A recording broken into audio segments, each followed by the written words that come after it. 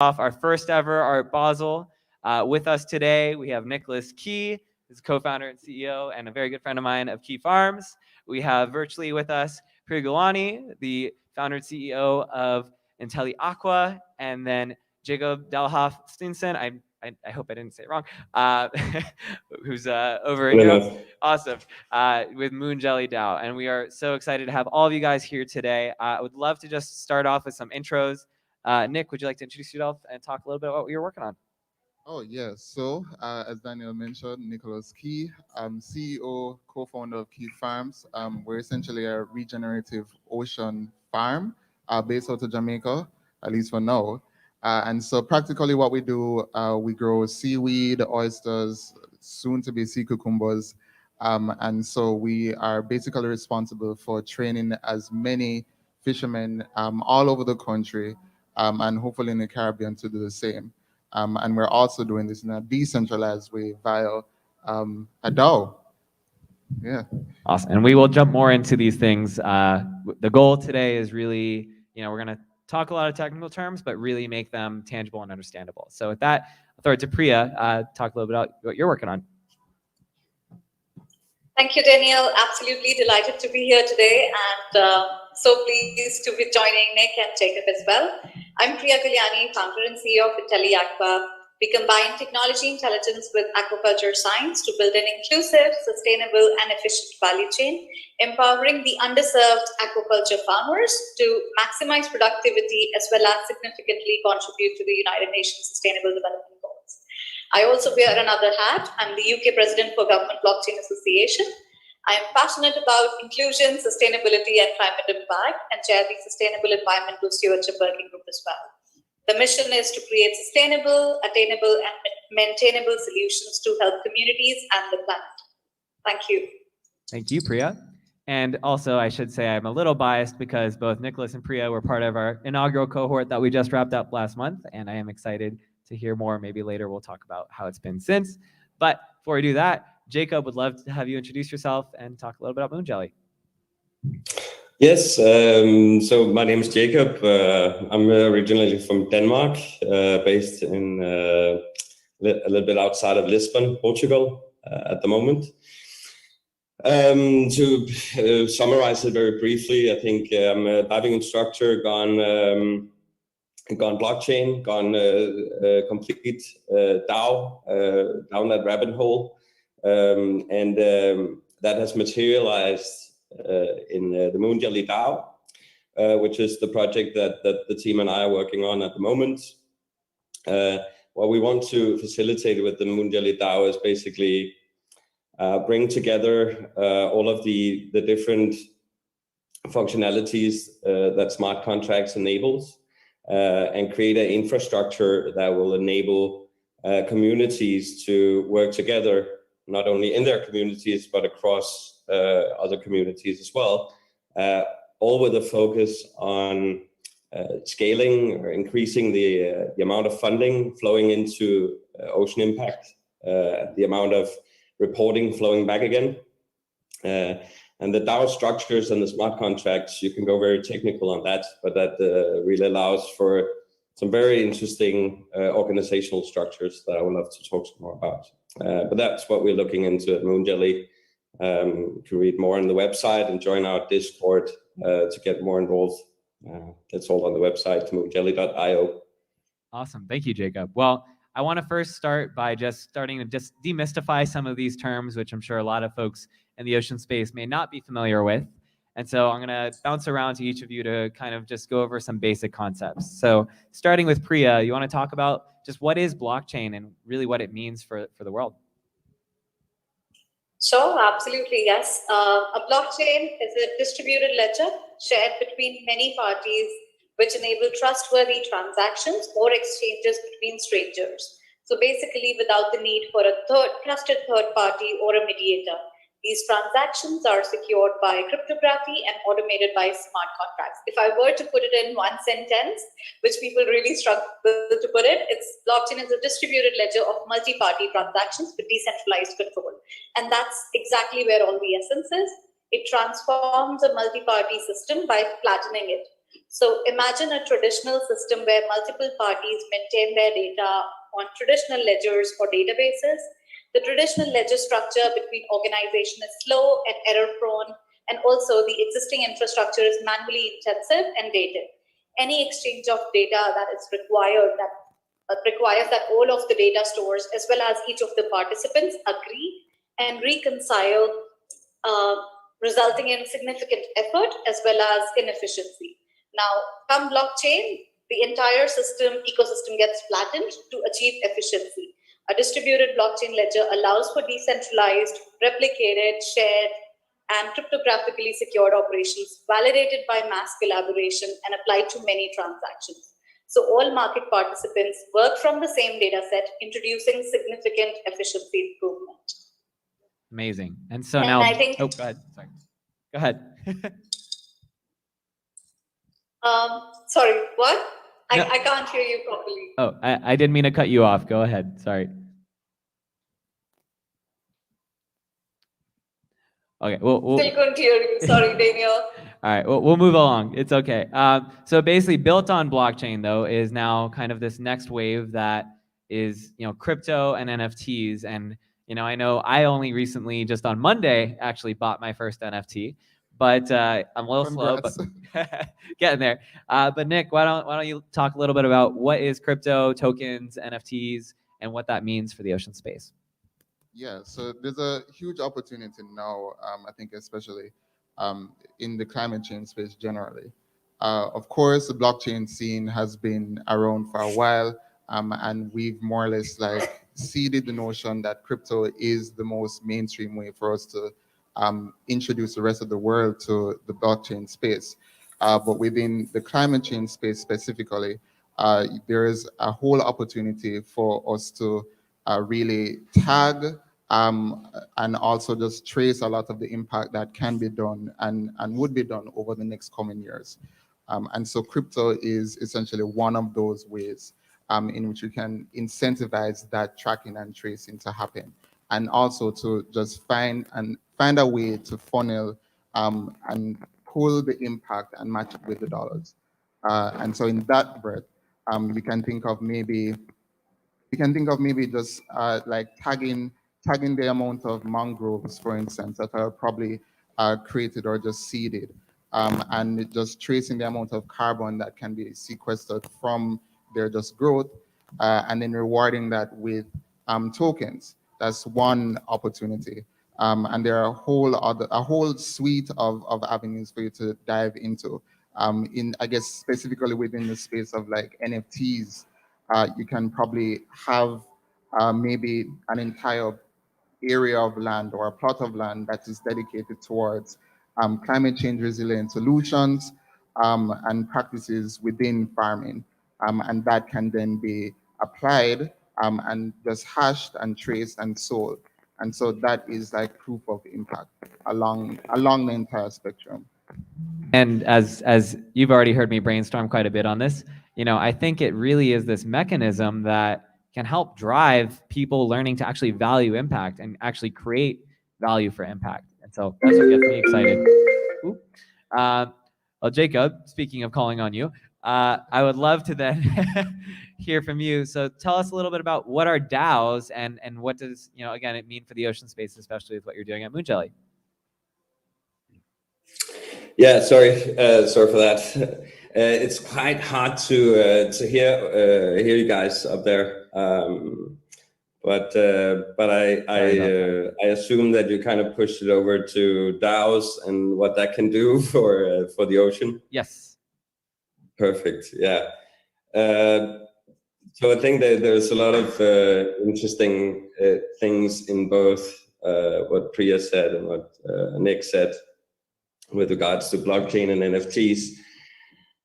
And essentially, what DAOs are is a organizational structure that is enabled by the existence of blockchain and smart contracts.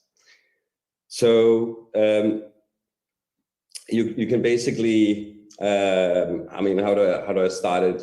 It's essentially a infrastructure for a community to organize itself automate its payment system, secure its voting system, so that when you look at a traditional corporation today, you have the board, the C-suite, the investors, the owners, and you have this hierarchical structure where a lot of decisions, they need to go up to the top before they can go further down. And there's this responsibility placed on one person. But what a DAO does is that because of these mechanisms of voting and automated payments that can be done, a DAO makes you able to gather as a community and set a course and a direction, coordinate yourselves within that community in working groups that works towards that common goal and mission, without having a C-suite or an entity that has the overall say. So that this structure, the DAO structure, you can look at it as a new type of LLC or NGO, or it's a new kind of organizational structure, which can be applied to the smallest group of people. I mean, essentially a group of 3 or 4 people can be a DAO. A DAO is short, I should have started with that, for a decentralized autonomous organization. So it will very efficiently help communities organize itself. And the way that we are doing that in MoonjellyDAO is we can create an infrastructure. We are creating an infrastructure, and more importantly, a community around creating that infrastructure and developing that infrastructure and then ending up using it. So we're developing an infrastructure to increase funding into ocean impact. And this is essentially a advanced, what's called a grant DAO, where we are able to niche educate people in certain areas to be able to do due diligence on an NGO, for instance.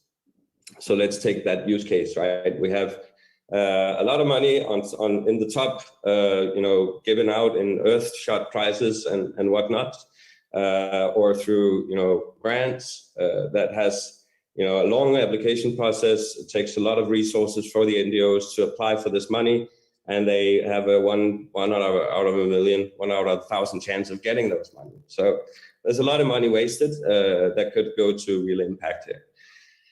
Once these applications or call for proposals are made, you are as a family office or a fund, you have a huge task load in processing all of these NGOs, these project proposals, right?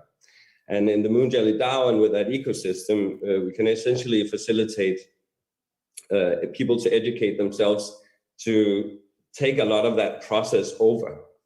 So we create a legacy ocean impact due diligence procedure that is based on the knowledge that is today. And then we essentially teach the community, the population, to do these small niche tasks that they can do either full-time, part-time, or in the lunch break. So this is a very concrete example of how to decentralize a task to a certain degree, still with the oversight of a council structure that has that knowledge that's necessary to approve projects for funding or to verify impact reporting, for instance. There are so many use cases that you can use the DAO structure in. It's going to change everything in my mind when it comes to governance and financial structures. And it all involves NFTs and smart contracts. The DAO is sort of just the organizational structure that is facilitated by that, which is, sorry, last comment, which is a lot of old concepts that we already know in governance and finance, but they're just 2.0. Amazing. Well, sorry, go ahead. All right. Thank you, Jacob. Well, I was going to say, I feel like now we've kind of worked from bottom to top, doing from the basics of blockchain to crypto tokens and now DAOs. So now, Jacob, I think you did an amazing job of mapping out exactly what that means for the ocean space with Moonjelly. So now I'd like to come back down and say, Nick, you want to talk a little bit more about what actually some of the applications are for some of these technologies with tokenization as well, and some of the work you're doing with that. Yeah, definitely.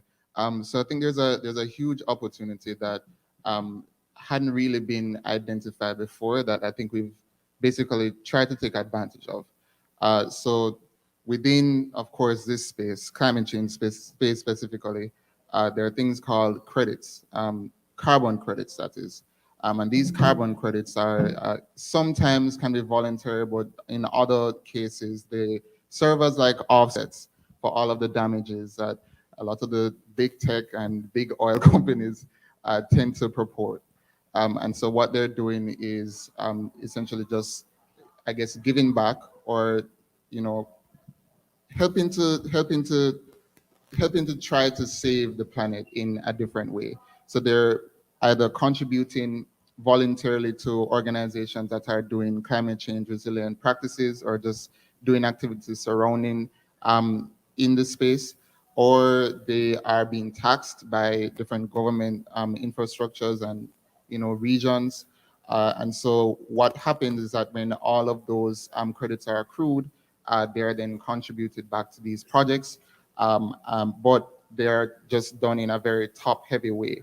And so a lot of the impact is not seeded where it's supposed to be seeded in, I guess, a decentralized way. So what this looks like practically is that if maybe Microsoft or IBM, for instance, wanted to purchase, wanted to say that they wanted to offset maybe 10,000 carbon tons per year over the next like 10 years. That definitely is possible, but you would find that because the demand is so heavy, there's almost no way to then seed that into smaller projects. And so what we've essentially done is to tokenize these credits themselves so that they can be seeded into a lot of the small ocean farmers that we have within the network. And I think, we say basically, business and unsustainable practices are single bottom line, right? They're only profit driven and economic impact driven, essentially. And what you're talking about is essentially triple bottom line, to say it's not just the economic impact, but it's social and environmental impact. And I think mechanistically, and as a mechanical engineer, I'm a little biased toward that, it makes just such a huge difference in the way that we do business, and the way that I think the regenerative blue economy, as we like to say, is evolving, where we can actually have these systems that create tangible value for things that previously did not have that value. And so I think that's incredible. And speaking of creating value, I think the other side of this is the traceability aspect and the transparency aspect, which Priya, I'd love to hear you touch on a little bit of that as well. Sure, thanks, Daniel. I think I would just like to circle back on the question that you asked before as well, that where exactly blockchain has significance in the ocean tech space, etc. So as media, I think in the ocean space specifically, we're seeing a lot of interesting use cases in supply chain, recycling and sustainability efforts, maritime, shipping, as well as defense. So it's really powerful and really disruptive that how this technology is finding its way and paving its path through different sectors and different use cases. Just to give a couple of examples, the ability to reduce trade documentation, processing costs, delays, data manipulation, fraud, and human error through uncompromisable smart contracts makes blockchain technology attractive to the shipping world, basically logistics. A lot of excellent projects around sustainability as well. So I really like a project which is called Plastic Bank. And what they do is they promote plastic recycling via a blockchain-based system, and thus enabling a better planet and a better ocean. Coming back to supply chain, blockchain stands as the gatekeeper in the emerging trust economy, so in which supply chain plays a central role. So for example, the efficiency of the supply chain relies on trust between the various stakeholders. Taking an example of what we do at IntelliAqua, we have a solution called IntelliTrace that ensures point-to-plate supply chain traceability of not just the status, but also the location and the actors of the supply chain. The seafood industry, as you would know, is often criticized for its complex, data deficient, and particularly opaque supply chains. And these provide rooms for operational inefficiencies and open the door to issues such as mislabeling fraud, antibiotics in the produce, labor right violations. I'm sure you've seen the news, seen the documentary Seaspiracy, and know all about that. But IntelliTrace, what it does, it uses technologies like blockchain, QR codes, and sensors to monitor the movement of produce through the supply chain in real time. Basically, we have tracking to controlling to empowering end consumers with real-time updates. And this basically improves traceability, accuracy, and accountability along seafood value chain. And overall, it provides all of the stakeholders with visibility, helping to eliminate bottlenecks where they are within the contemplate supply chain, and getting visibility of the vulnerabilities and redesigning for resilience across the ecosystem. If I were to give a very fascinating example, then a few years ago, there was this E. coli breakout in lettuce, and Walmart had to really throw all of their lettuce, whatever they had, and it took them 6.5 days to actually figure out that where that lettuce was coming from, figure out the source, and then basically, take it off the shelves. And once they had actually moved to a blockchain-based system, they could do it in 3.5 seconds. So that's the power of the blockchain.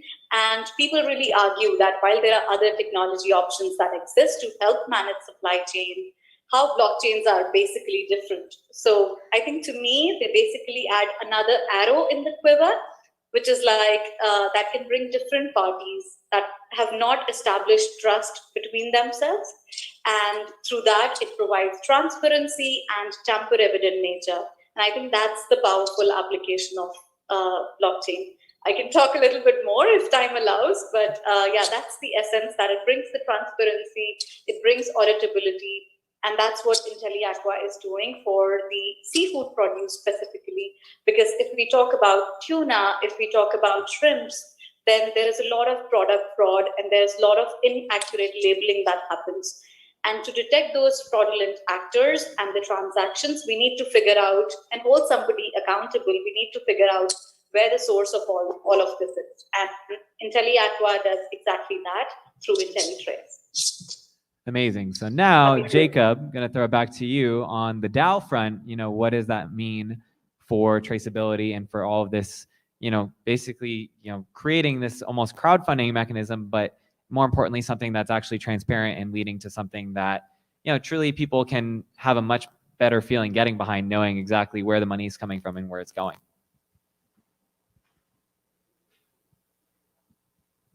So that's in the DAO structure. That is essentially what is facilitated by the blockchain and this open ledger, right? So that every transaction are visible and tracked. I also like the governance system that a DAO structure allows for is really to, and this can be molded and shaped into the different voting structure that's necessary, but essentially that you can give a vote and you can take it away as easily afterwards. So in the Moonjelly ecosystem, for instance, we will support the structure. So we have the community filtering through NGOs and doing a lot of other work as well. That's just one page. And then we have this council structure in the back that makes sure that the matter experts are involved in the decisions as they move further up. And these matter experts are voted upon openly, and these votes can be taken back or moved to someone else. It's not like you're sitting at a term for 4 years and then you can basically forget about all your promises that you made in the election period, right? So it's it makes this whole system a lot more fluid and traceable, not only transaction wise and finance wise and where does money go, but what do people do, how do they contribute, how do they interact, and it's all in the interest of making the organization more transparent and efficient. Everybody knows what's going on from an overview kind of. And I think when we talk about impact investing and ESG, right, that G of governance, I think it's still very that's probably the loosest term I want to say of the three, right? Environmental, social, and governance. The environmental and social has been around for a while, environmental impact and social impact, but the governance side I think is something that I've been waiting to see what that really looks like and what mechanisms really enable us to create these systems moving forward that create value and again create transparency. So I think DAOs as that G of governance and ESG is such a critical piece of this puzzle. And to your point, Jacob, I think, just is something that can make this actually more digestible and be accessible for people to actually have a say in where money goes, what solutions actually get funded, how hopefully investors start to actually allocate their funds and more. So huge implications there. Nick, I'm going to throw it to you as well. Just how might this, whether it's crypto tokens or DAOs of DAOs, which I know you're into, create this traceable system and transparent as well. Yeah, so I think I'm going to jump back to something that I said earlier. So if you can just imagine just seeding a mangrove or just trying to grow one and having that being managed by a sanctuary or a conservatory, they are essentially doing majority of the activities that lead to a lot of the impact that we would need to see in our oceans and the entire bioecosystem. So just imagine a mangrove is seeded that is probably affixed to maybe 1 carbon ton hypothetically, and as it grows, it essentially just increases in value. That token itself is not just 1, it becomes 2 per year, based on how much carbon can be sequestered and pulled in from the growth itself. And so this growth can be traced and tracked on a ledger, a decentralized ledger, the blockchain that is, and over time, those who are interested in probably understanding the life cycle and the impact that this sanctuary could have over the next couple of years, that can be seen by the general public. And if needs be, all of this effort and impact can be rewarded with actual cash. This cash can be, in this case, cryptocurrencies. But this can also just be seeded as rewards and transferred into any other currency available based on whatever jurisdiction that you plan to have that kind of impact. So just to real quick, let's just walk through a quick example, right, with what you're working on. So I think carbon credits, I think, are right now the biggest proof of concept. So what does that look like? Yeah, so carbon credits, the carbon trading market has been around for years now. It was basically an effort purported based on the projections of us heading towards disaster. And so it is essentially planned that if we don't pull down as much carbon dioxide from the atmosphere each year, then it would be hard to hit our very strong targets to becoming more balanced as an entire world with respect to the climate, and what that looks like practically. So you essentially conduct activities. So you probably grow seaweed. In our case, you grow seaweed, you grow oysters, then you essentially just measure how much carbon can be pulled from and captured from the growth itself. Then you're able to just sell the seaweed itself, and you're also able to capture how much value that was added to the environment from the carbon pull. And this value itself is then sold to the market. And that is how the market works. So I think it's a really important point to say that basically this is, again, some way to make, carbon credits historically have only been accessible to government, primarily governments and maybe corporations. And so now individual people can have access to these credits. Exactly. Yeah. The small farmers, the small fishermen, those who are, interested in the space can definitely have an impact now.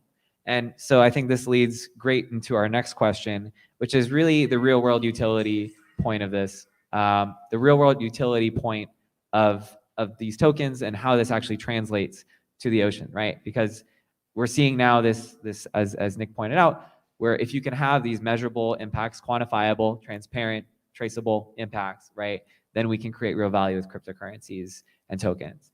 And so I'm going to throw it back to Priya and ask our next question, which is how might the tokens, tokenomics, and NFTs really link the physical and virtual worlds and create impact?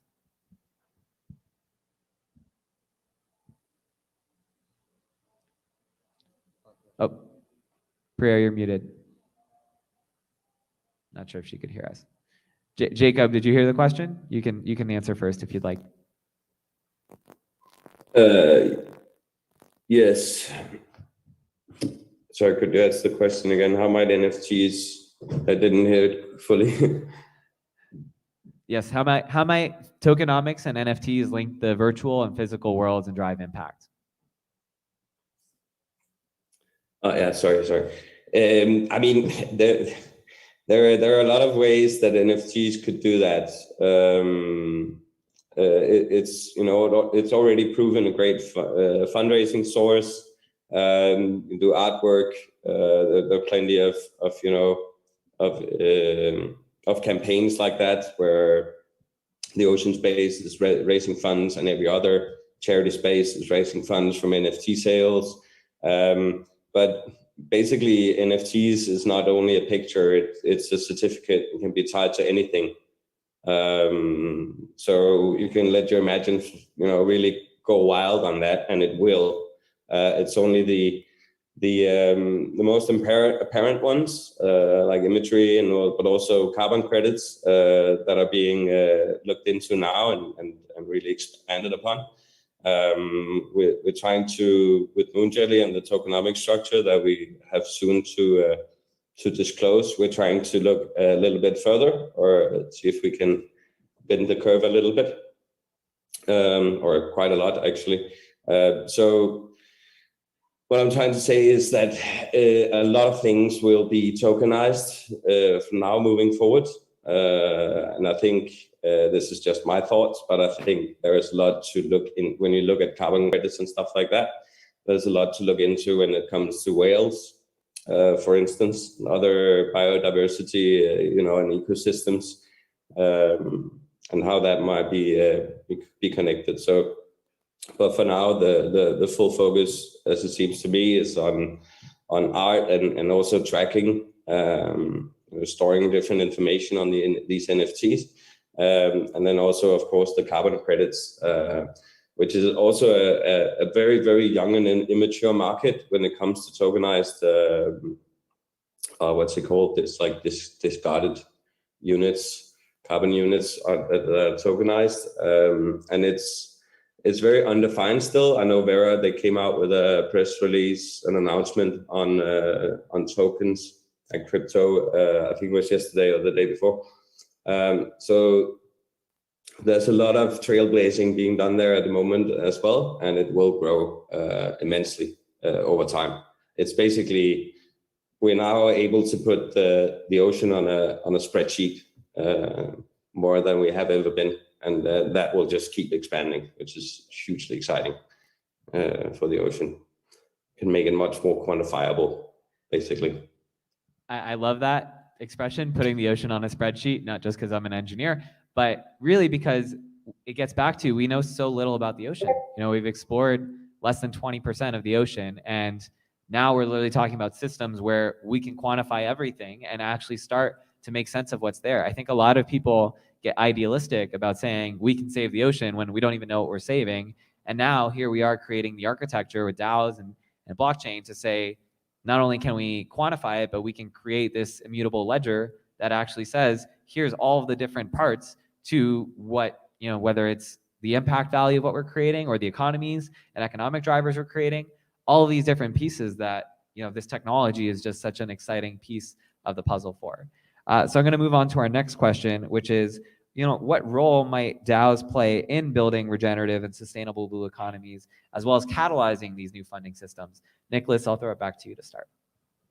Yeah, so it has been historically very hard to just raise funds for things within the climate change space.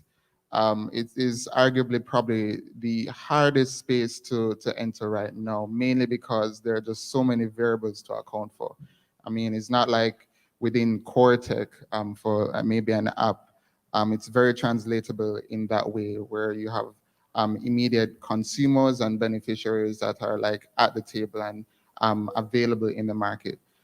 Within the climate change space, everything is a bit hidden. And so it's very hard to make the impact apparent to everyone when it needs a bit more understanding of the true problems and the true measures of progress and better better understanding of the variables themselves that we need to move the needle towards hitting our target goals and impact. But within the blockchain space, or I guess the merger of both, this is a bit more achievable because of traceability, of course. There is a pathway for investors alike, or just anyone who probably is interested in space to truly help fund a lot of the activities that are going on now.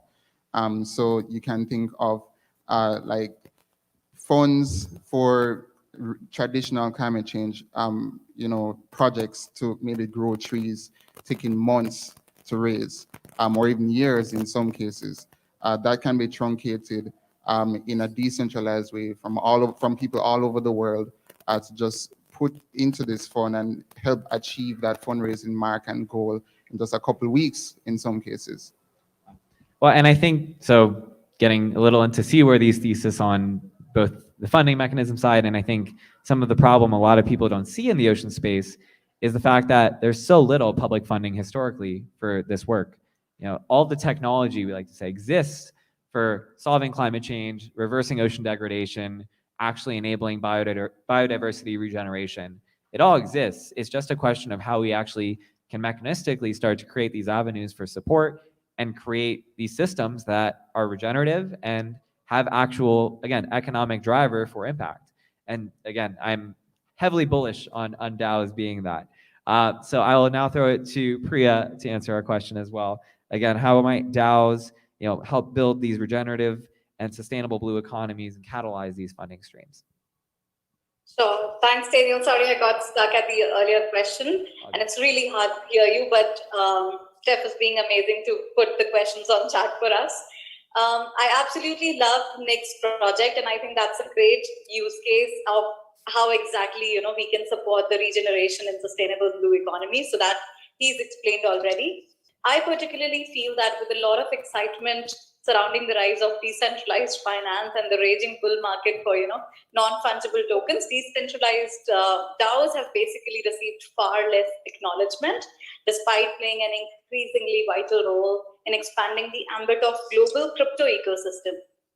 I particularly feel, with respect to reward mechanism that puts the community in the center and their beliefs at the center stage, DAO projects particularly open that plethora of opportunities for people to invest, and they offer a much better value proposition for both investors and regular users who wish to utilize the platform to transact over various blockchains. So basically, whatever projects whatever themes you're passionate about, whatever concerns you're worried about, the ability to put that and create a structure around it, I think it's really powerful. And with a future vision of integrating more blockchains and providing native support to create and trade smart digital assets and with custom rules, DAO exchanges definitely are poised to redefine the way we will transact, and obviously give much more power and inclusion to all of these varied use cases that that have been neglected so far. So a lot of interesting use cases with respect to ocean and sustainable blue economy, definitely. I just want to say I can't wait to watch this recording back, because I know I'm already learning a lot. So and really, I think it's just, as I know a lot of people love to say, like, this is the future, right? And just get caught up in the hype of it. But I think what we've seen so far, and to your point about the bull market for NFTs, so far it's been this hype because we've actually already found at least a use case for it. But I think the greater utility when we talk about economy building and not just novelties, right, is something that I think we're still just scratching the surface on. And getting back to Jacob and your work, I think you're one of the first ocean DAOs, right? And so what does this mean as far as your role in helping facilitate these new funding systems and what that looks like? I got half of that question. Sorry, Daniel. but I think I don't know if I'll answer a little bit, and then you can tell me if it was adequate enough. The DAOs, it's an organizational structure, right? And I second everything you said, Priya. Beautifully put, I have to admit. But what's really, to me, the interesting thing here is that for the value drive, for the money driver, the increased funding and stuff like that is the DeFi aspect, right? So a DAO can exist without a DeFi treasury, but a DAO with a DeFi treasury is really, really interesting. So what is a DeFi treasury? It's essentially a new suite of financial products that are available today because of smart contracts.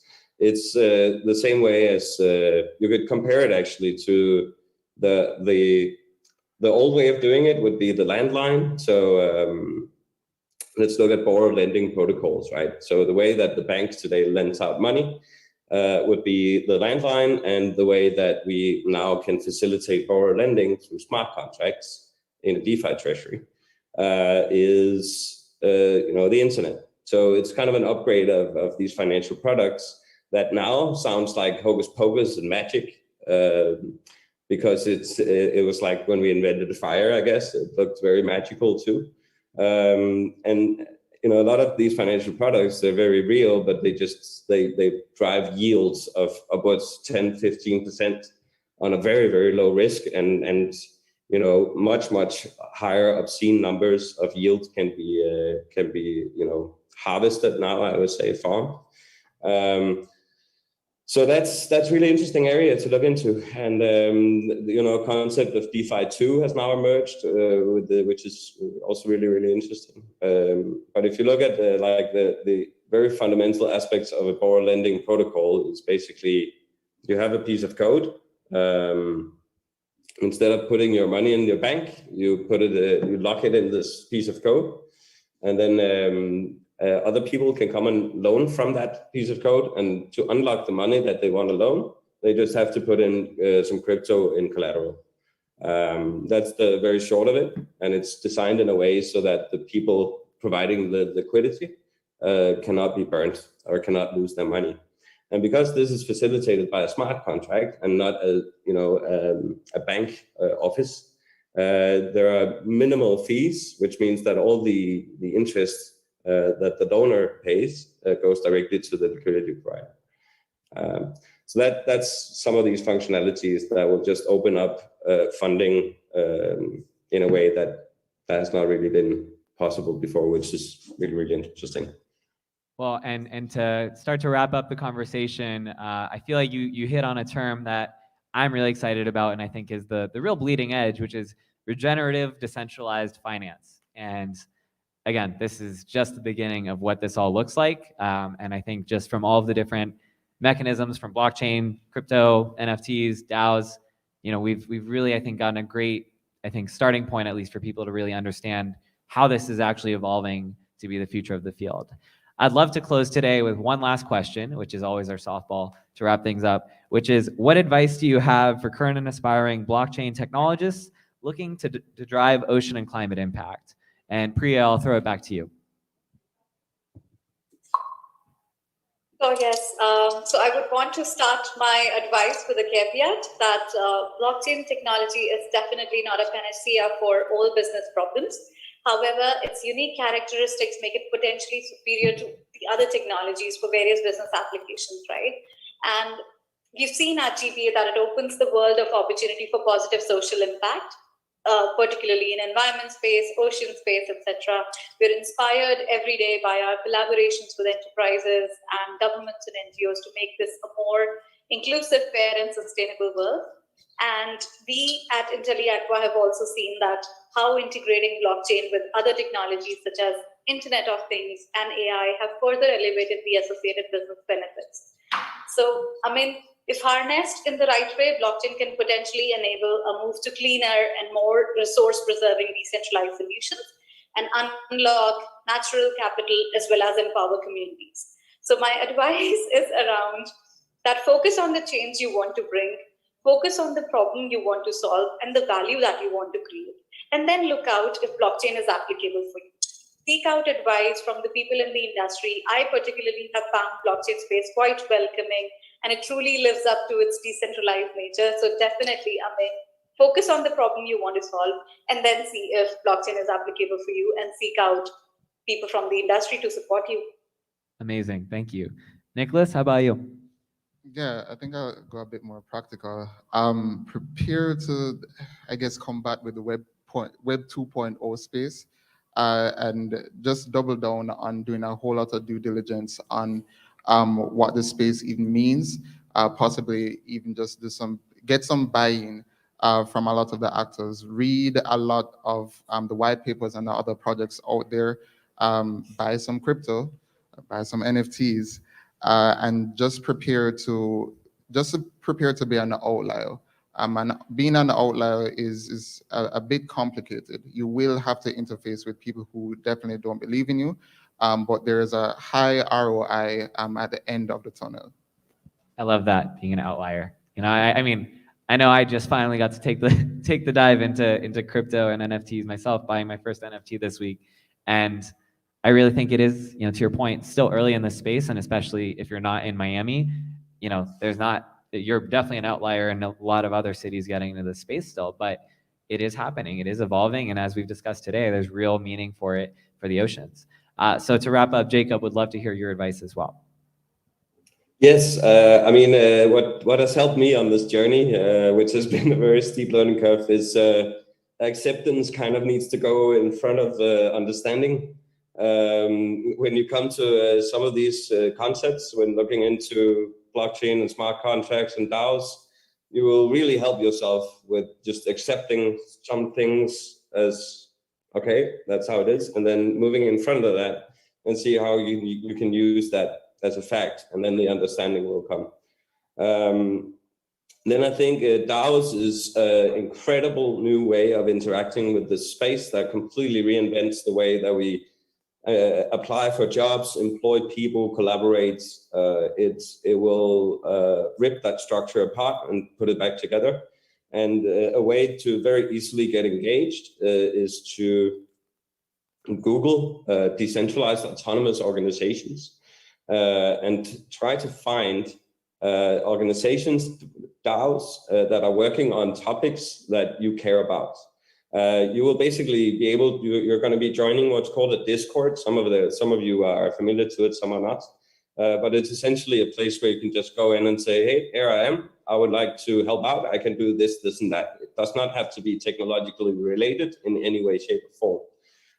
You can just walk in from the street and talk to the guys behind the projects and start working out, like helping them out, just as you can with Moonjelly, of course. So on a final note, go in and check how a DAO kind of society looks like from the very beginning by going to moonjelly.io, and then you can join our Discord from there. That's a great example. So that would be my advice: accept before understanding, and go join a DAO. That's a great way in. Awesome. Well, thank you, Jacob. And I just love to connect the dots and say, here in Miami, our mayor is famous for saying, how can I help? And it's cool to hear that happening, that same ethos be in Denmark. So we are going to wrap up this first panel. I want to first, again, thank Priya, Jacob, and Nicholas for being an amazing and patient with technology difficulties here. But we have had an amazing time talking with you guys. And we have our second panel coming up in about 15 minutes, so stick around and we'll be back in a bit. Thank you guys so much. Thank you so much. Thank you. Bye.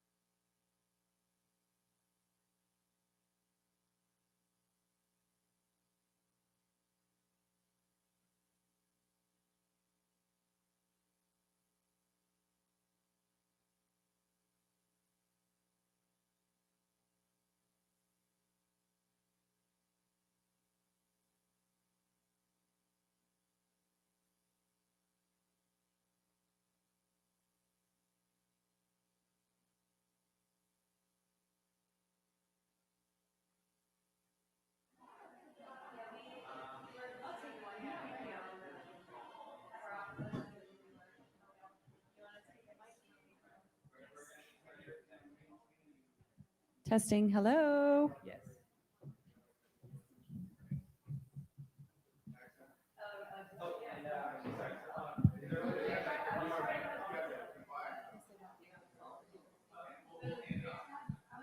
So this is your video for your nonprofit. So yeah, try to make it more towards the species and my questioning and Yeah. Yeah. No, the questions have a lot of room for.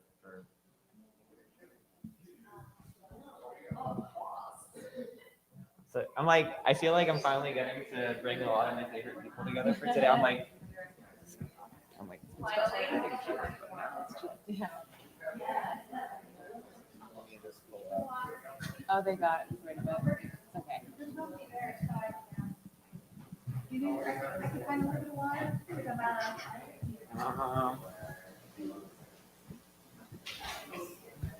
Yeah, I need some too. I was gonna say they have orange juice.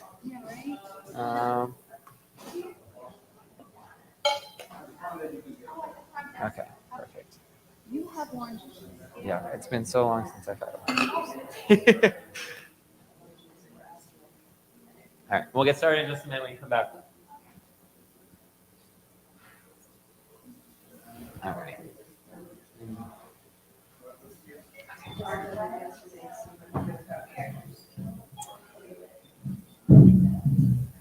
Yeah, next year we'll plan for serious NFT bash. Yeah. It'd be, I guess we could essentially do like a collaborative thing too. Like, I definitely want to list stuff at Paida after last night.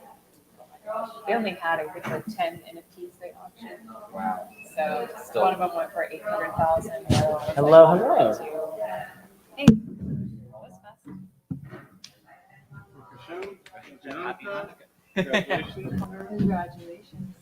We found out Hollywood's getting a Reef this morning. Hollywood's getting what? The Reef? Yeah. Oh, that's amazing. Finally. Let's go. Evan, you want to take a few pictures when we're doing the panel, but just if you can hold on my phone. Oh, it's cool. We're all wearing like shades of white. Ooh, yes. Oh, thank you. Go ahead, I'll get more. Oh, awesome. Yes, they're going right now. We're about to get started with the next panel momentarily here. 5 minutes. Of course, we're excited to get started. Should I sit or? Either side. Okay.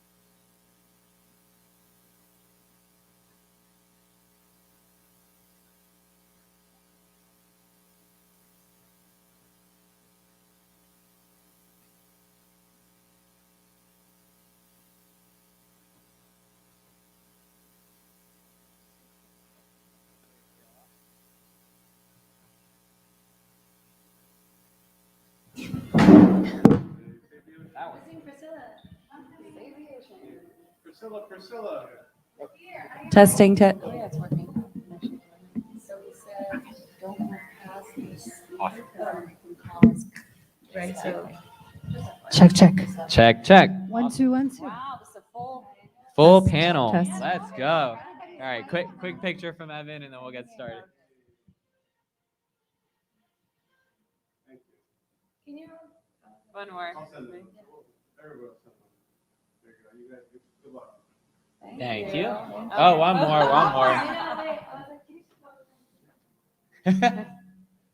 I'll just take from whoever.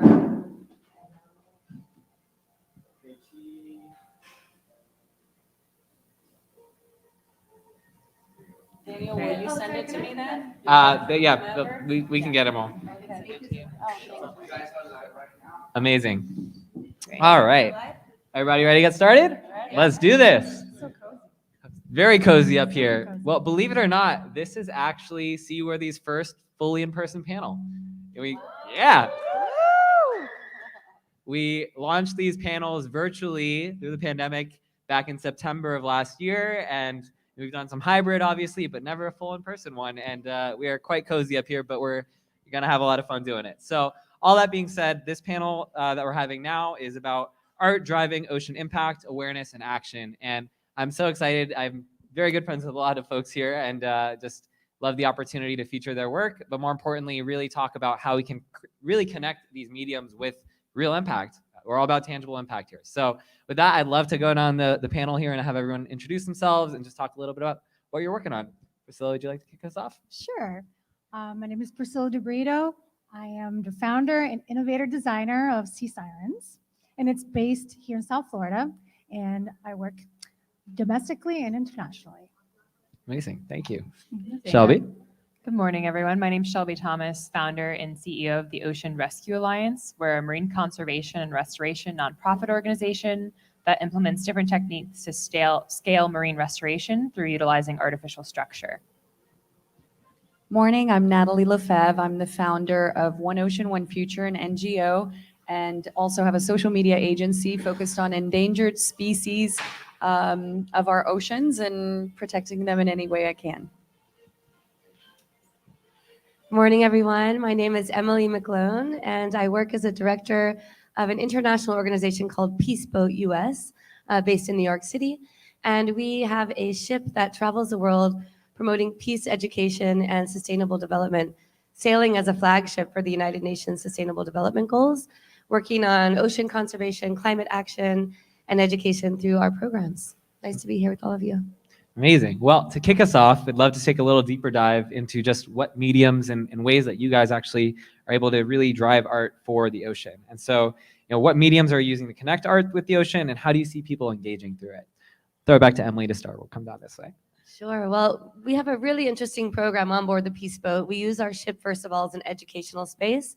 So we have many guest educators who come on board and give lectures and workshops, and many of those workshops are related to art. So we have different artists that come on board. We visit about 20 countries every 3 months. So we have guest artists from Latin America, from Africa, from Europe, all around the world, and especially Asia as well, because we were founded in Japan. And yeah, I have a couple of the art pieces here with us today, but I'll just give one example. This is just a postcard, an artist named Dragon76, Satoshi Fujita. And he comes on board with us and he does murals and leaves his imprint basically wherever we travel around the world. And his message is always coexist. So supporting humanity and nature, living in harmony. And today we have some of these augmented reality art pieces, which I will share with you just a little bit later when we get into the tech side. Amazing. Natalie? Yeah, so One Ocean, One Future, we're actually launching our first project in the Nile. We're going after, where pollution starts. So that's mostly in the rivers and the waterfalls. And we have a boat that'll take the plastic out. We're going to educate the communities in that surrounding area, recycle.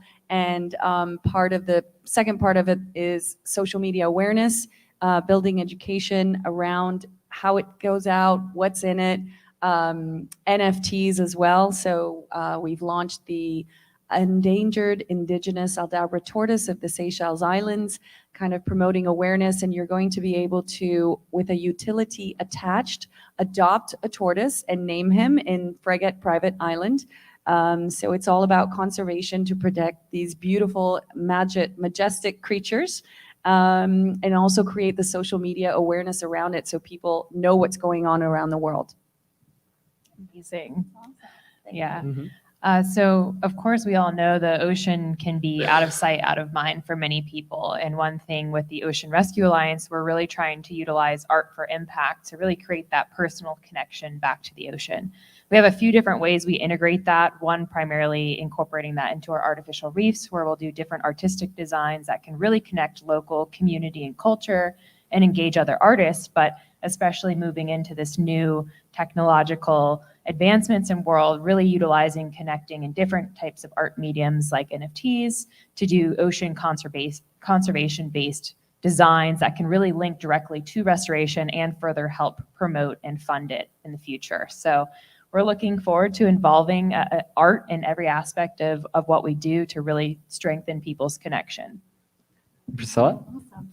Yeah, so Sea Sirens project is it's a collective project that basically embodies a whole community, and this just gave a completely new level of achievement by incorporating so many people within the metaverses and NFTs and also the youth. So I work strictly with STEAM education. So my thing is really educating the younger generation to the future and also implying the NFTs and metaverses and allowing everyone to be engaged into governing, deciding what we're going to do next, and giving people a chance from all around the world to be part of a project, no matter where they stand. So, which is it's a very impactful way for you to engage children at all levels and ages, as well as the community. Most of all, we reach out the community, which is within our perimeter, and then again, I stretch out domestically and internationally. So this is awesome. Thank you, ladies, for being part of this. Yeah, I I should mention not only our first in-person panel, but an all-women power panel. So, yeah. Daniel has a bunch of mermaids. Yeah. Well, exactly. Yes. Well, I was gonna say, and you guys have 1,000. So, Yeah, 1,000 mermaids back. we'll get to that. So, and we got puns. All that being said, so now let's dive deeper, Priscilla, to your point of, what technologies are really involved in your art and your mediums, and how might these help drive broader impacts? And Priscilla, you can kick us off. We'll go back down the line. Of course. So, I mean, just going back to the STEAM education, which is science, technology, engineering, arts, and math, and just really proposing it mostly to the youth, that's so important as a first fundamental aspect at what I do. Engaging art and just having all of these new platforms with the metaverse is, again, going back to that. It just gives a whole new meaning for the art world. This is the first time we're actually connecting with people at every corner of the earth. So when it comes to materials, I mean, I could go on and on. I mean, what I use and it's already been implied. I've been doing this since 2015. I've worked under Jason McCare-Taylor with informations and things like that. So I basically did my own guidelines from the beginning so that I could actually instill for the future, so I can help others and pass on for the next future generations. So, and correct me if I'm wrong, you have an NFT that's actually a basically NFT of the reefs that you're building, right? Correct. Like the next one is a 002 EcoBug. I have basically a blueprint of it, and I also have like a collectible card. So people will actually be choosing where it's going to be placed, as well as on the reefs and the whole metaverse, the whole aspect of it, and and I'm actually doing some things based on children's classrooms. So some classrooms, let's see, the teacher's name is Grimes, so we're doing the Grimes bug, So and it's fun. Kids love that. They love to be part of something. And this is my focus, because we have to leave a legacy. So for the others, for the children, for the future, it's not about us, really, it's a collective. So I love being part of a community like this. And this is what this whole entire NFT metaverse world is coming into. So it's a blessing. I think it's interesting because you're not only including kids in ocean conservation, but also the metaverse, which. Oh yeah. It's a new language, new communication tool, which is just like leaves no one behind. Amazing. So Shelby, same question. What technologies are involved in your art and medium, and how might these drive broader impacts? Yeah, certainly. So technology has really been viewed as a gateway now, and we're enabling to really connect with the public in a whole unique new way where it's immersive. And I think that's really incredibly important with the ocean, because it is so out of sight, out of mind. We now have this ability to give immersive experiences, as also combining it with educational tools. Some of the ways we're utilizing different platforms include virtual and augmented reality. We're doing similar lesson platforms where we're being able to educate about ocean conservation and restoration, but also utilize it as training tools, hopefully for future divers, where we can do fish ID, coral ID, get very creative where people can dive the sites from their computer, but use it as a whole nother way to really connect and the community together. So really excited to see how this space will evolve and continue to involve it in everything we do. Well, and I think I do want to make sure we hit, I know a lot of the talk we're having today is about NFT in the virtual space, but you guys have real world immersion of an experience, right? If you want to talk a little bit about maybe 1,000 Mermaids and what you guys are doing there too. Yeah, absolutely. So as I mentioned earlier, we do a lot of different eco art projects that can connect the community. And one of our biggest projects in South Florida is the 1,000 Mermaids artificial reef, where we sculpt people as mermaids to bring awareness to marine conservation. Our goal is to get to 1,000 over time. We're at about 35 now, but that really is a testament. We want to build these sites that can continue to engage the community for generations to come of all ages and utilize them not only as teaching, but restoration sites, coastal protection. So we're really moving forward to do innovative sites that still incorporate art, but also have a lot of other biological factors, from coastal resilience to applied restoration, and really meeting area-specific needs for that community. Amazing. Natalie? Well, first of all, Shelby, I want to do a mermaid project with you and promote you on that because that sounds fun. Hell yeah. Yeah, I've been a part of a marine accretion technology project, like creating awareness about how the corals are dying because of the microplastics, and really being aware that it's not just global warming, and how to make sure they can grow back faster from all this is really important. I've touched on not just the endangered Aldabra tortoise, also coral reef. And for me, it just made sense with my Instagram travel brand, Island Natalie, to take the next step into the metaverse and create my AI avatar of, Aldabra tortoise, conservation of sharks, coral reefs. So I'd love to do that with you. And it just makes sense to grow that brand in that ocean metaverse. I'm a member, ambassador with Oceanic Global, and creating awareness and merging the worlds between social media, art, and of course NFT, using that to make sure that we can protect these animals. You can adopt a pet, make it a fun gaming solution where people can integrate and connect with each other, and own a plot of, I don't know, the ocean. Like, I don't know if you remember way back when you could name a star. And so we've got a plan for that also in the ocean in the Seychelles, but that's still in the works. But where you can own a piece of the ocean, name that pet tortoise, that shark, and you can really be a part of their life and help them, create awareness with education and children and social media. So yeah, very excited. Wow. And just real quick, do you want to talk a little bit more about the AI Island Natalie? Because it's super cool. Okay. Yeah. So I have this 3D AI of Island Natalie, and she can pretty much kind of go anywhere and everywhere, underwater, above water.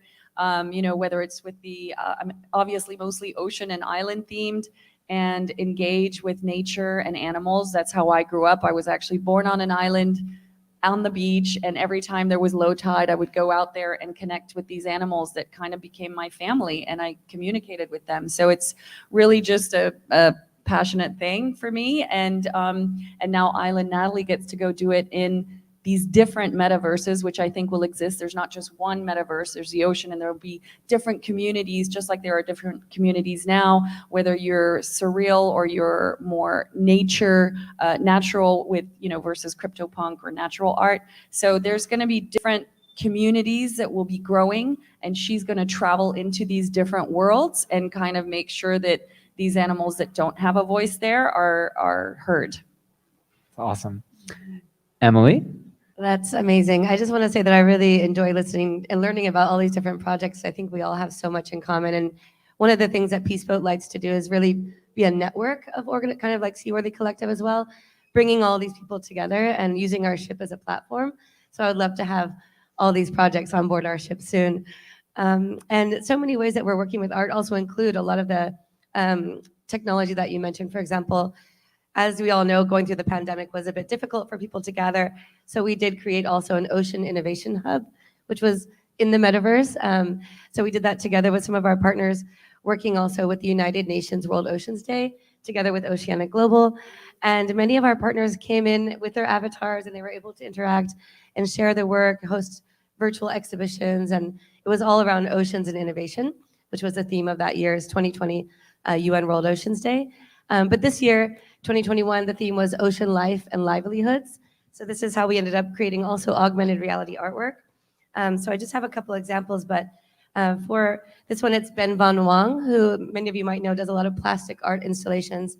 And so we have on the back here all the instructions, action for the oceans. And we started this campaign to bring actually the voices of youth from small island developing states who are really on the front lines of ocean degradation and climate change to be able to share their voices. And so using the artwork, you download the free app called Art Vive, and then we work together with our partners, Mesh Minds, who are based in Singapore.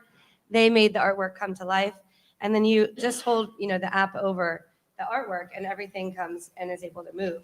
So I can show a little bit. Yeah, here, thank you, if you all just want to see. But I think it would be really interesting to, create artwork that's just more interactive, right? So you have like all the artwork. You can hold it over, it comes to life and moves. And then this can be, maybe y'all can pass it down if you want to see it. Yeah, but this becomes, the artwork of the future, right? You're not just going into the artwork. And I think this is where NFTs also became very popular. It was something that was more interactive. Maybe everybody has their own individual artwork. I mean, even just looking around here in this room, thank you. I see so much artwork that's interactive and unique. And I think that's the future that we're trying to go towards. So using our ship as a platform, then creating artwork that becomes interactive. And of course, the digital technology is kind of where we're headed. So bringing that all together is kind of our platform. Well, I love to hear you all starting to connect dots on all the different work you're doing. Part of the goal of these panels isn't just to hear your amazing work and insights, but catalyze collaboration because there's so much synergies. And more important, you guys are just doing awesome stuff, and we shouldn't, all be operating in silos. We need to be working together to not only build the real world applications, but the metaverse too. So it's awesome to hear. I'm going to connect now actually to the real world. And really, I think it's easy to get caught up in the shininess of the metaverse and all these new things in NFTs. But at the end of the day, we do still need to see it connect back to the real world. So my next question is, what real world action and impact does your art help spur or create? And how might it scale to create an even larger impact? Actually, we'll start with Natalie. How about that? Oh, okay. On the spot. Well, I think what I've noticed is that actually a lot of people weren't even aware of the Aldabra tortoise, which was, insightful for me to realize that, so many animals or so many projects are going on that people aren't aware of. I've also participated in February with Beneath the Waves, which is Dr. Austin Gallagher from Shark Week, actually going and tracking, using the GoPro, sending it all the way down and having this scientific research, being with them, working on the boat every single day, which was quite exhausting, but just amazing to learn about these creatures and things that you don't really know what goes on, 800 feet down in the depths. And the GoPro would come up and we'd, at the end of the night, watch what showed up. And so it was really, I think what I've realized also traveling the world is that there is a huge plastic pollution problem and people just don't really know what's going on. So I realized that my travel blog was no longer about me. It's really just about converting or changing the mindset of one or two people. And so making sure if I can affect or change someone's view of how to go grocery shopping, or realize that when you go to an island and you pick up shells, those are homes for little animals. Making them aware that these tortoises, for example, they're only in the Galapagos and the Seychelles Islands, and I'm realizing how privileged I am to be born in such a unique paradise that has these creatures, and that they're also not aggressive. They're actually little beings that all have personalities, just like your dog and your cat. And once you realize that there's that emotional connection, bringing that to these people, it creates tourism. So after COVID, of course, you're helping bring tourism back, awareness of, maybe you want to go visit that island, but maybe you want to adopt a pet, you want to adopt a tortoise and be a part of their life to make sure that they grow and watch them grow. Being a part of World Ocean Day 2020, I did that marine accretion technology project. So now, for example, I'm helping connect him to many other hotels in the Maldives, because as the corals are dying, a lot of hotels, they assume that their real estate is the hotel and the beach. But I would take it further and say your real estate is also the corals in front where the tourists are going to snorkel. So when that dies, your real estate is losing in value. So building these coral reefs, making sure they come back, so that your real estate keeps that value, and that the future generation will have it too. And I think just a really great point that I'm hearing, and something that I think is a critical piece of the puzzle, is inspiring empathy, right? I think a lot of people, I mean, especially people who don't live on coastlines, right? Oceans are out of sight, out of mind. And to be able to actually start to connect people with that, and even the metaverse being that avenue to do that, is an incredibly huge opportunity. So awesome to hear that. Shelby, how about you? So in terms of impact, we're hoping to really create different innovative ways to allow individuals to have a direct action. I think there's a lot of awareness around environmental problems and what's going on in our environment, in particular to coral reefs. A lot of people are aware coral reefs are dying, but a lot of them don't know an individual way of how to act aside from reduce, reuse, recycle. And, we need to create more eco-conscious consumers, of course, truly sustainable products, and education around that sector. But we also need to create a lot easier access for people that want to make a direct impact. So one thing the Ocean Rescue Alliance is striving to do is create different programs that enable that. So we have Adopt a Coral programs, Adopt a Reef programs. People can make their own reefs, or even get a plaque that can help outplant corals. And now moving to the tech space and enabling and working with NFTs, we're now having art pieces that can help fund restoration. And I think that's not as often, in history, that people could buy art and actually help create something that makes a lasting impact on the environment. So in terms of growing and expanding beyond, we're really hoping to take multiple platforms and further, effectively collaborate, fill gaps, work with other organizations to scale this together. We really need all the help that we can get. And I think the more innovative ways that we can really connect back to the ocean, like through NFTs and the metaverse, it's going to get even easier to really bring more awareness and make actual impact. And I think, and Natalie also touched on this too, right? The economic impact component of this can't be overlooked, whether it's helping the economy of tourism, or on the other side, establishing this economy for restoration, right? I mean, a lot of people don't know these funding dollars are really hard to come by, and we finally have discovered a new mechanism that can really catalyze that. So Priscilla, I would love, I saw you nodding your head quite a bit as Shelby was talking. No, Go I ahead. agree with everybody that's standing up for this, because we need as much help as we can, and it's great to see women, women empowerment over here.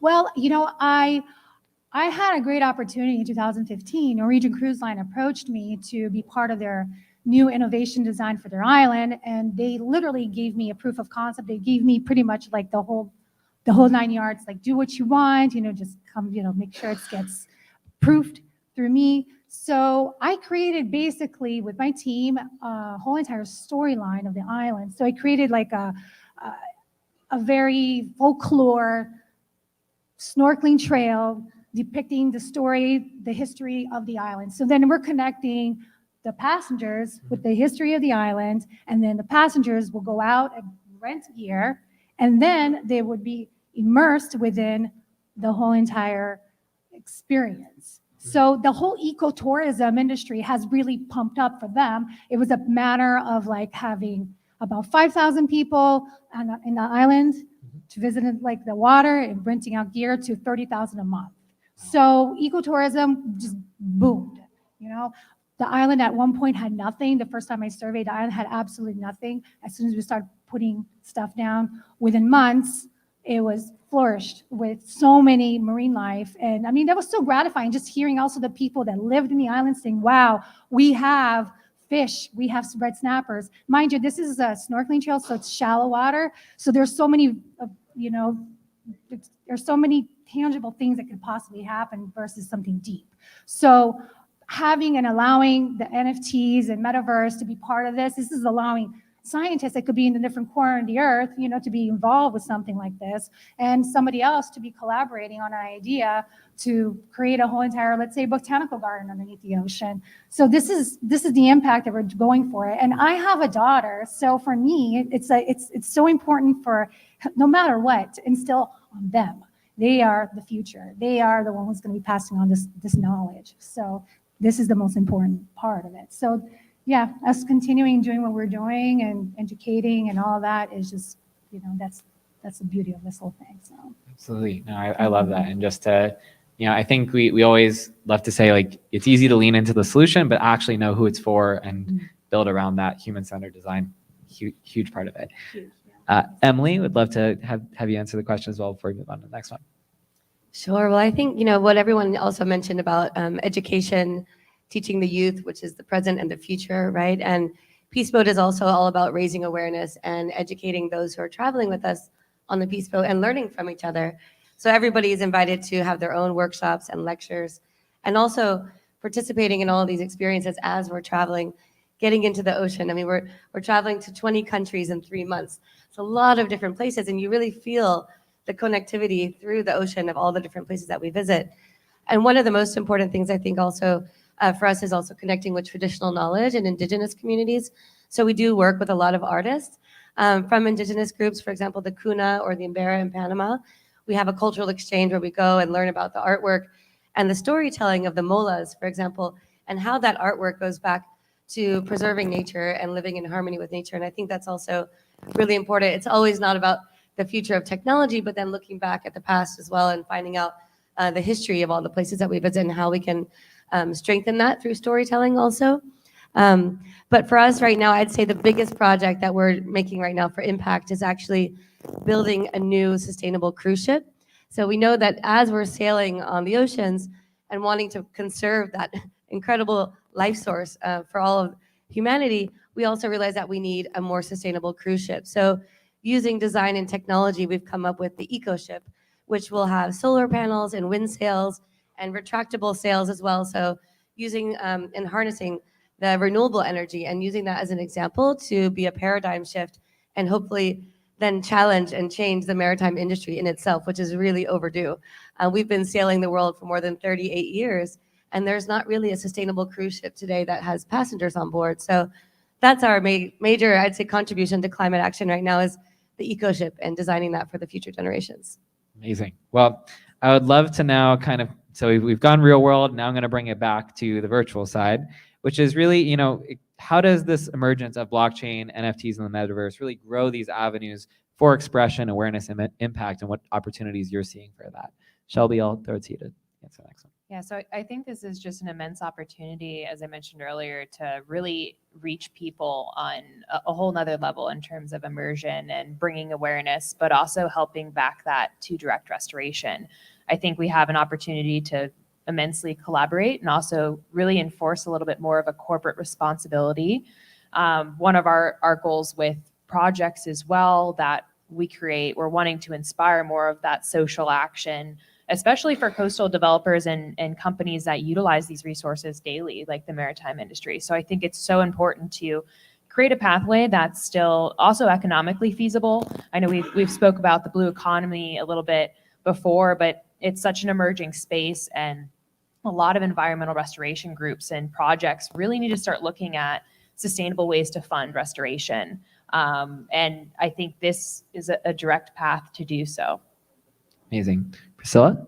Well, I just think that this is a great opportunity for the NFTs to create utility, with this whole movement, so that you are part of something, you are buying something for purpose, so just this whole dynamic it's amazing, and it takes this everything to the next level in a sense of bringing the community together, going back to the metaverse and all of that. And there's so many, and it just keeps changing on a daily basis. Some people are just like, oh wait, how does environmentally friendly people are into the blockchain? The blockchain is so anti-environmental, but it's constantly changing.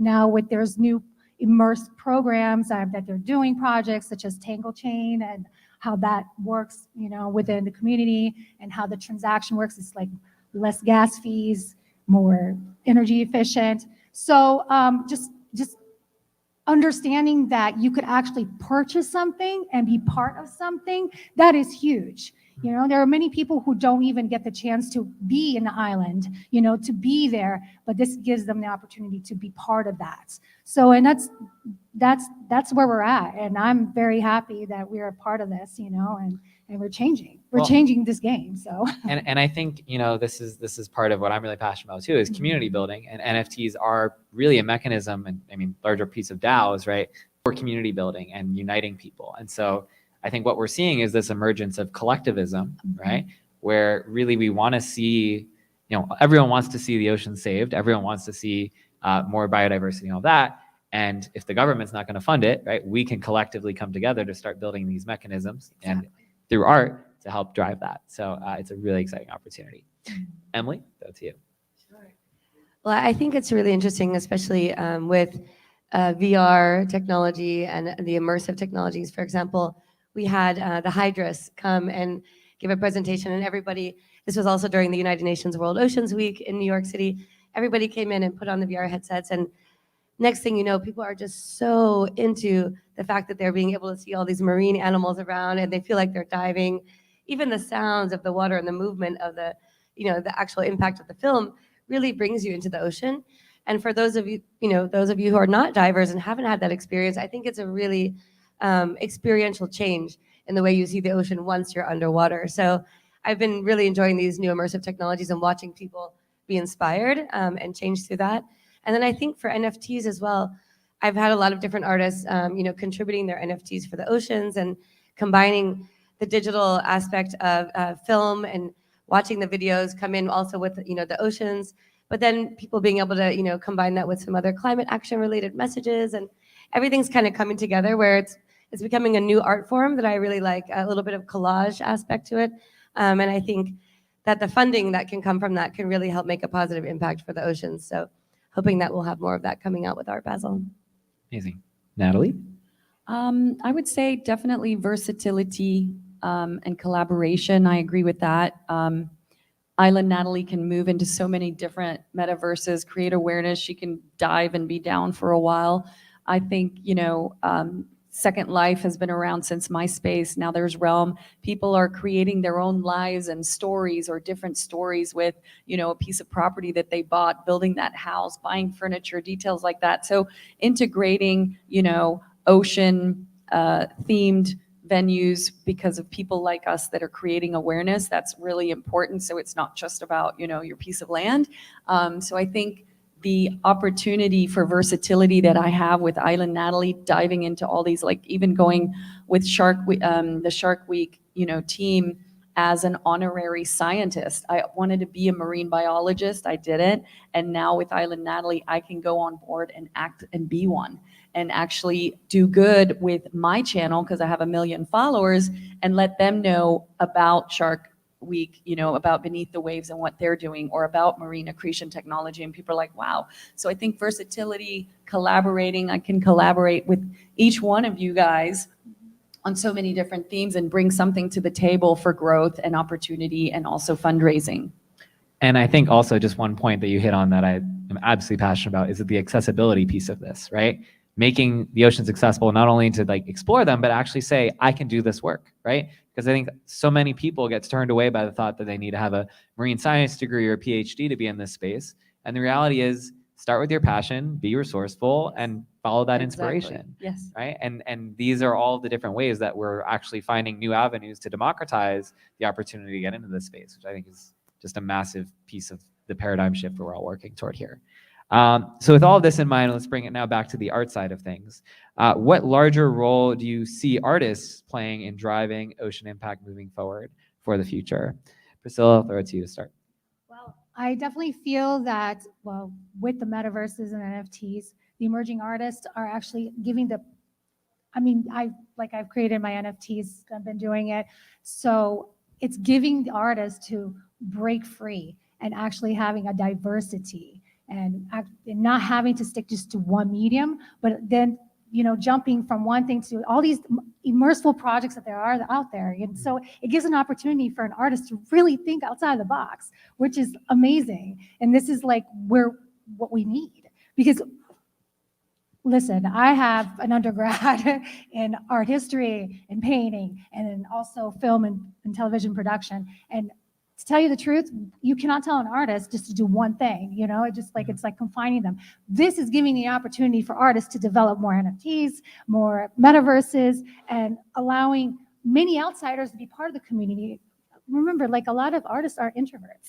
So this is allowing artists to actually be extroverts at the same time. So it's amazing. I mean, it's a game changer. So. Oh, I love that. And actually, what's funny is that I just talked to an artist yesterday. And, I think, and getting back to actually some of the spirit of collaboration too. I mean, we just were talking. I got to like just barely talk about what we do at Seaworthy, and they're like, "Oh, we'd love to donate an art piece to help you guys fundraise." And it's just so collaborative and such a so these dots that have never been connected before that I think is such a catalyst for change and for supporting all of our endeavors as well. So great point there. Shelby, I'll to you. Yeah, I think this really enables artists to further create, innovate, and inspire people. And just as you mentioned earlier, accessibility. We're now enabling artists to have a direct impact and use their creative inspiration to reach people and inspire people. And I think that's the most beautiful thing. You don't need to be a marine scientist to have an impact on the ocean. In fact, we need more advocates that are not marine scientists. In some of the non-traditional ways we try to engage people too, it's just also groups that have nothing to do with the ocean. Sports teams, right? It's something like 80% of the population listens to sports and 25% of science, right? So we want to find a way to really connect with, engage with people that typically don't think about the ocean. And how can we do that? Artists are definitely a pathway to help enable that. And so I think it opens up so many opportunities. Natalie? Well, I'd like to bring it over to the content creator side, right? Yeah. So an artist is also a content creator, and all of these influencers, are also amazing artists because creating content is kind of key, and you can have not just static images, but videos as content. So I love that it's opened up that side of the space, that it's more open to what is content, what is an artist. That is such a big space now. I think that with NFTs, we have more rights with royalties, so that when you can sell that, the artist or the content creator now has more rights to that piece of ownership, and when it sells and resells versus mostly in Facebook and Instagram, sadly, we haven't had those rights. So these are now coming back to the creators, and it is about your unique vision and way of seeing something or storytelling. Storytelling is also art. So I love that has kind of like broadened the horizons, and everybody has a much more fair playing field. And I love that perspective too, because I think, when we think about content creators right now, I feel like, it's still just scratching the surface right now of what you guys can do. And now, with the emergence of the metaverse, and we're NFT, out there risking our lives. Yeah. Okay. Yeah. We're going to the edge of that waterfall, jumping off of doing crazy stuff like droning. Like, we've got pretty cool art. It definitely is an art, and I had not mastered it whatsoever. Emily, how about you? Sure. Well, I think, one of the biggest impacts also, is the storytelling of the artist, right? It's the creation, it's the engagement, and then the inspiration that comes with that. It's kind of reaching everyone at a different level, emotional level. It evokes some kind of reaction. And I don't know, for us also, some of the documentaries that we've seen that have really changed the way people see the oceans and the world. On the Peace Boat, we made one called Against the Tide, a story for climate hope. And this was of the youth from small island developing states, again, who are really, they're in danger of becoming climate refugees, and sharing their story through documentary and film has, I've noticed already, changed so many people's perspective. And if you even think about the Netflix documentary, The Octopus Teacher, how many people have been talking about this film? It's incredible, right? And this is just a one way that you can reach people. But I think, the artists have the power to reach more people, maybe than, an everyday, professor or scientist. But we need to come together, because the science is so important. Like you said, listening to sports versus science. If people aren't listening to the science, they're not really understanding the ocean and climate, because it's so connected. So I think, the power of storytelling is where the artist's power lies. And actually, to a point earlier Priscilla made, STEAM, science, technology, engineering, art, and math, right? Having it all together, interdisciplinary, it has to be, right? The science communication, the access, inspiration, 100% the future is interdisciplinary. So absolutely, it's a multi-disciplinary now. Ooh, yes, So, I like that. And can I just add something to it? And, what you said is amazing, because with being an artist and this whole NFT space is really given us like a louder voice, and more than ever, because I mean, I'm not going to say anything, but the gallery industry and all of that, we've lost so much of that connection and the rights and all of that. This is like finally we have the voice and we have the chance to really make a difference. So thank you for bringing that up, Emily. Thank you. Okay, I have one comment to that too. I mean, I think that was brilliant what Natalie said in terms of, unboxing what typical standards are of even artists, right? Storytelling's in art, there's arts in everything, and really breaking that down to be more collaborative and enable people to create. So I think that's incredibly true, and using that platform for good. Well, and Natalie, just with how amazingly generous you've been with your platform as an example, to just put that out there for this panel to be able to collaborate with you. It's a huge opportunity for everybody. So I just think it's well, this I feel radical, it's also like as much as we are all passionate about our subjects, it's also like about creating awareness, and it's about giving, because that's the only way growth happens in awareness. So and what I like to say is that I feel like in the NFT or this, of course, anybody in conservation, everybody just has the most amazing heart. I've met so many cool people and connected with these amazing souls, so including you. So thank you for organizing this. Yeah, Daniel, thank you. Well, my pleasure. And with all of the warm and fuzzies, I have our last question, which is perfect way to tie it all together, which is, what advice do you have for current and aspiring artists looking to drive ocean and climate impact? Priscilla, would you like to kick us off? Well, just to going back a little bit for like what we were the previous question, I always love to start my lectures talking about Leonardo da Vinci, because he is the ultimate steamer. Why? Because science, technology, engineering, arts, and math. And this is the first time we're bridging that gap, between the arts and technology. So this is where we're going. If we want to make impactful decisions for the rest of our lives, it's design innovation. It's coming up with new solutions for us to clean up the ocean, for us to propagate more corals, to immerse this whole entire vision that we all of us we have, and embrace this, because a lot of people, what Shelby said earlier, are kind of like out of sight, out of mind when it looks at the ocean. They don't know what lies beneath, and we're like at the mercy right now of despair of how grave the situation is. And thank you, and that's why I stand.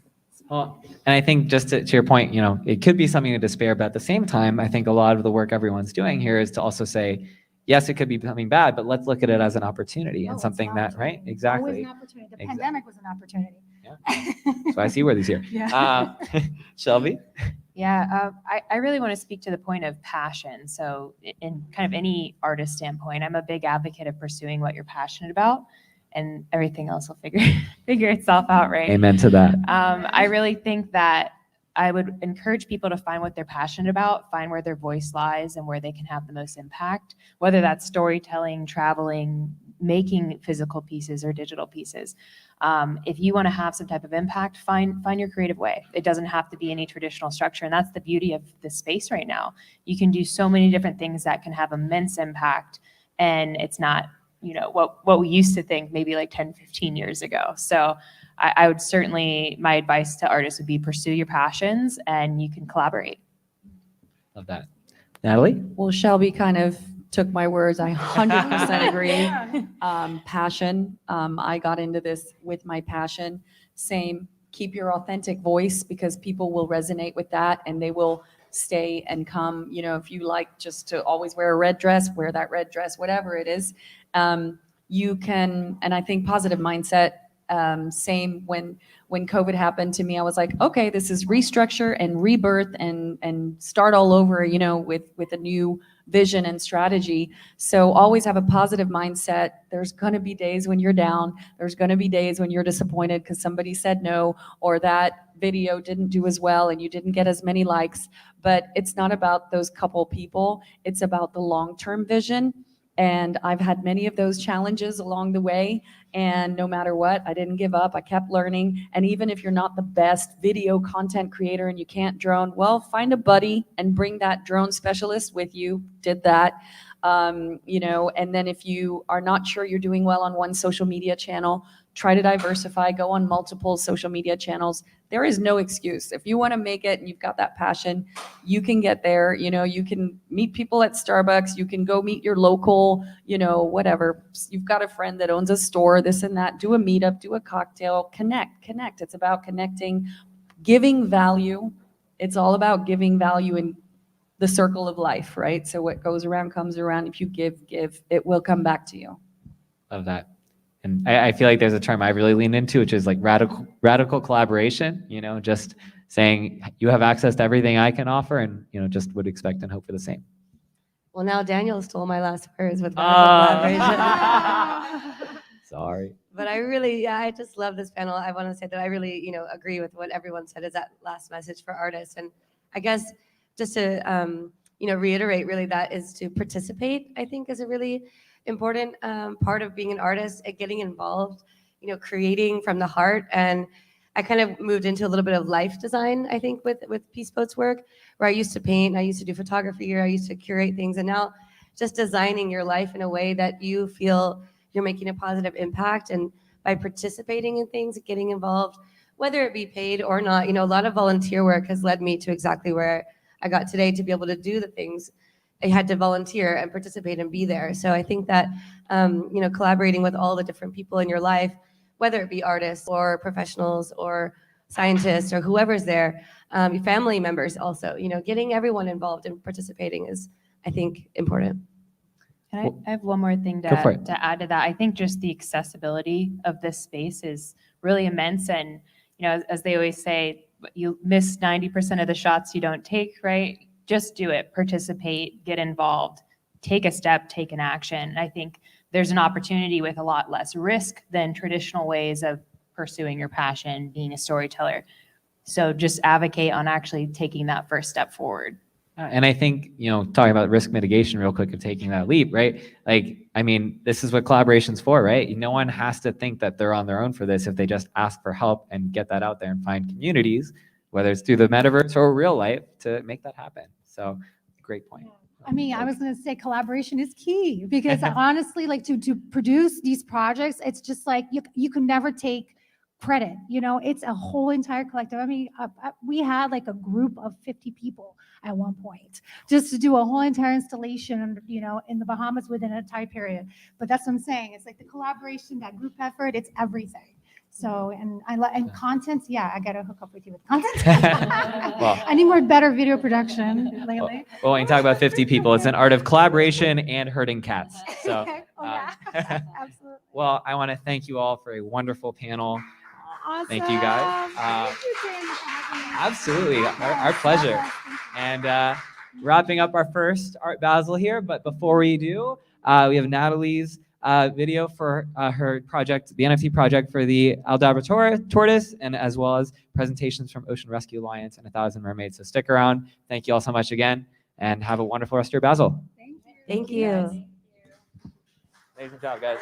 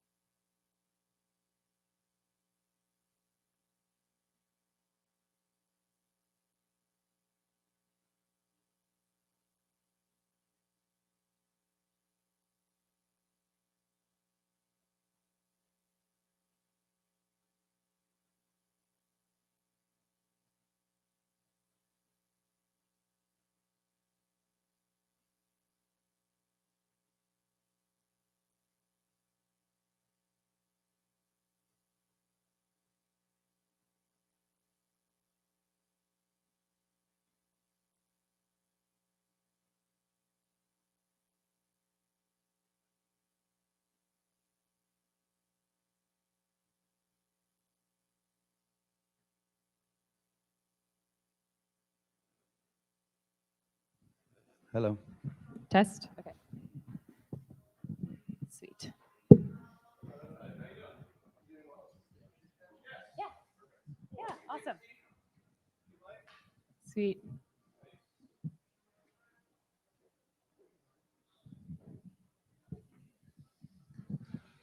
I'm happy you're here. I haven't seen you in so long. Last time we went to that little cabaret show, right? Yeah, yeah, it was fun. I actually we were just at Faina yesterday. Me too. You were? Yeah. Oh my gosh, I should have texted you. Yeah, I was there I figured you'd be there. early on. Yeah, I was What there. for the Seven. arborist? Did you see the NFT gala? They No. sold a piece for 800,000. Him and his team. Wow. So that I'm the science director for Reef line now, and they had an art gala in support of some of just to do the artificial reef. And so that's the one that I mentioned. I think we could put you in for like the next artist in line because they have the next 2 installations planned out, but they're wanting new artists. I think she'll love this design. So easy connection. So maybe next year. Yeah, it's good to have like more time to plan it. We could do something bigger. Yeah. Yeah, exactly. Yeah, so, but in the meantime, if we fundraise, we could put it in with the Hollywood Reef, which would be this spring. Yeah. Oh, great. Because that's a great time. Yeah. And I know you kind of wanted to do something that you could come and physically help make it, I'd like to, which we're working with also another reef builder that I think we can do that now. So. Oh, you're working with another one. Yeah. Yeah. We eventually want to have our own facility, so should be good. Ready? Yeah, let's do it. Is this your? That is me. I wrote down some questions. Pretty straightforward. Yeah, let's do it.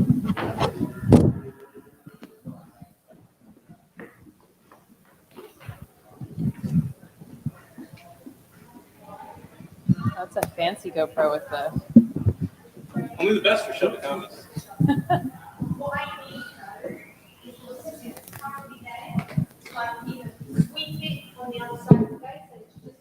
Did you go to the? Yeah.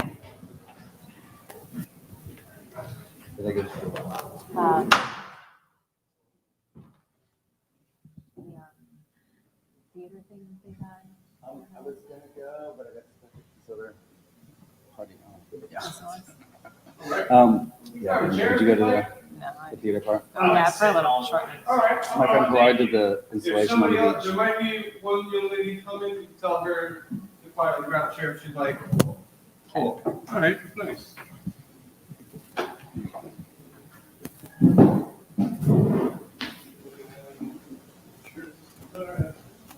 Do a little thing.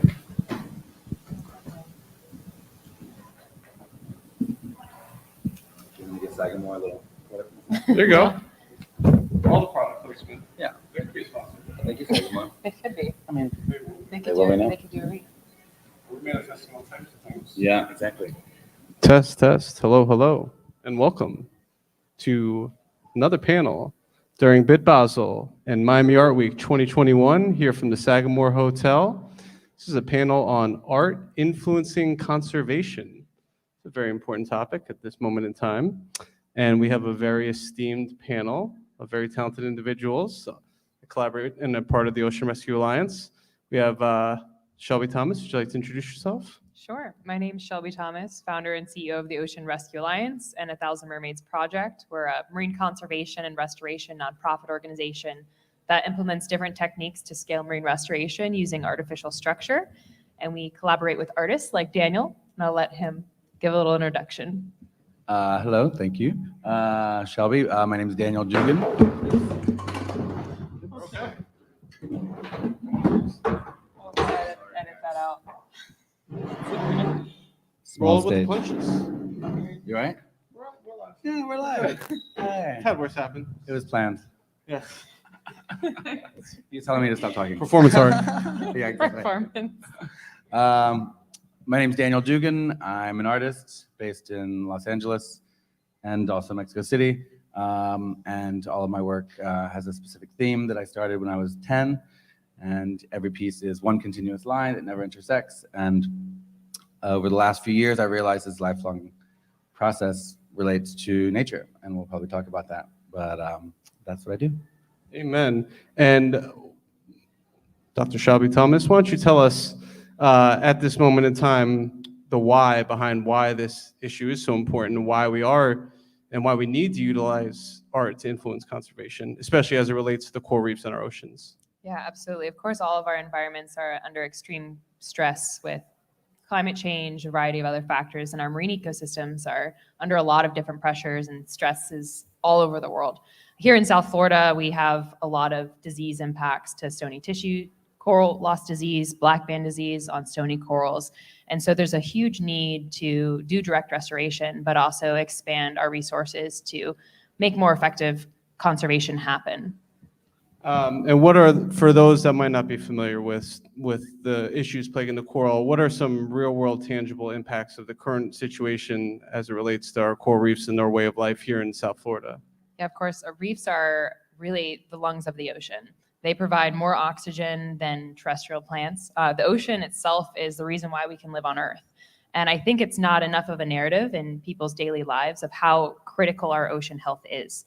Reefs themselves, especially here in South Florida, they're a direct barrier from coastal erosion. They help protect the coastlines, but more importantly, they host a variety of ecosystem services that not only marine life depends on, but also us. Majority of all of our food comes from fisheries that rely at some point of their life on the reef. And if we're losing this critical habitat, we're also losing thousands of fish species that support our food.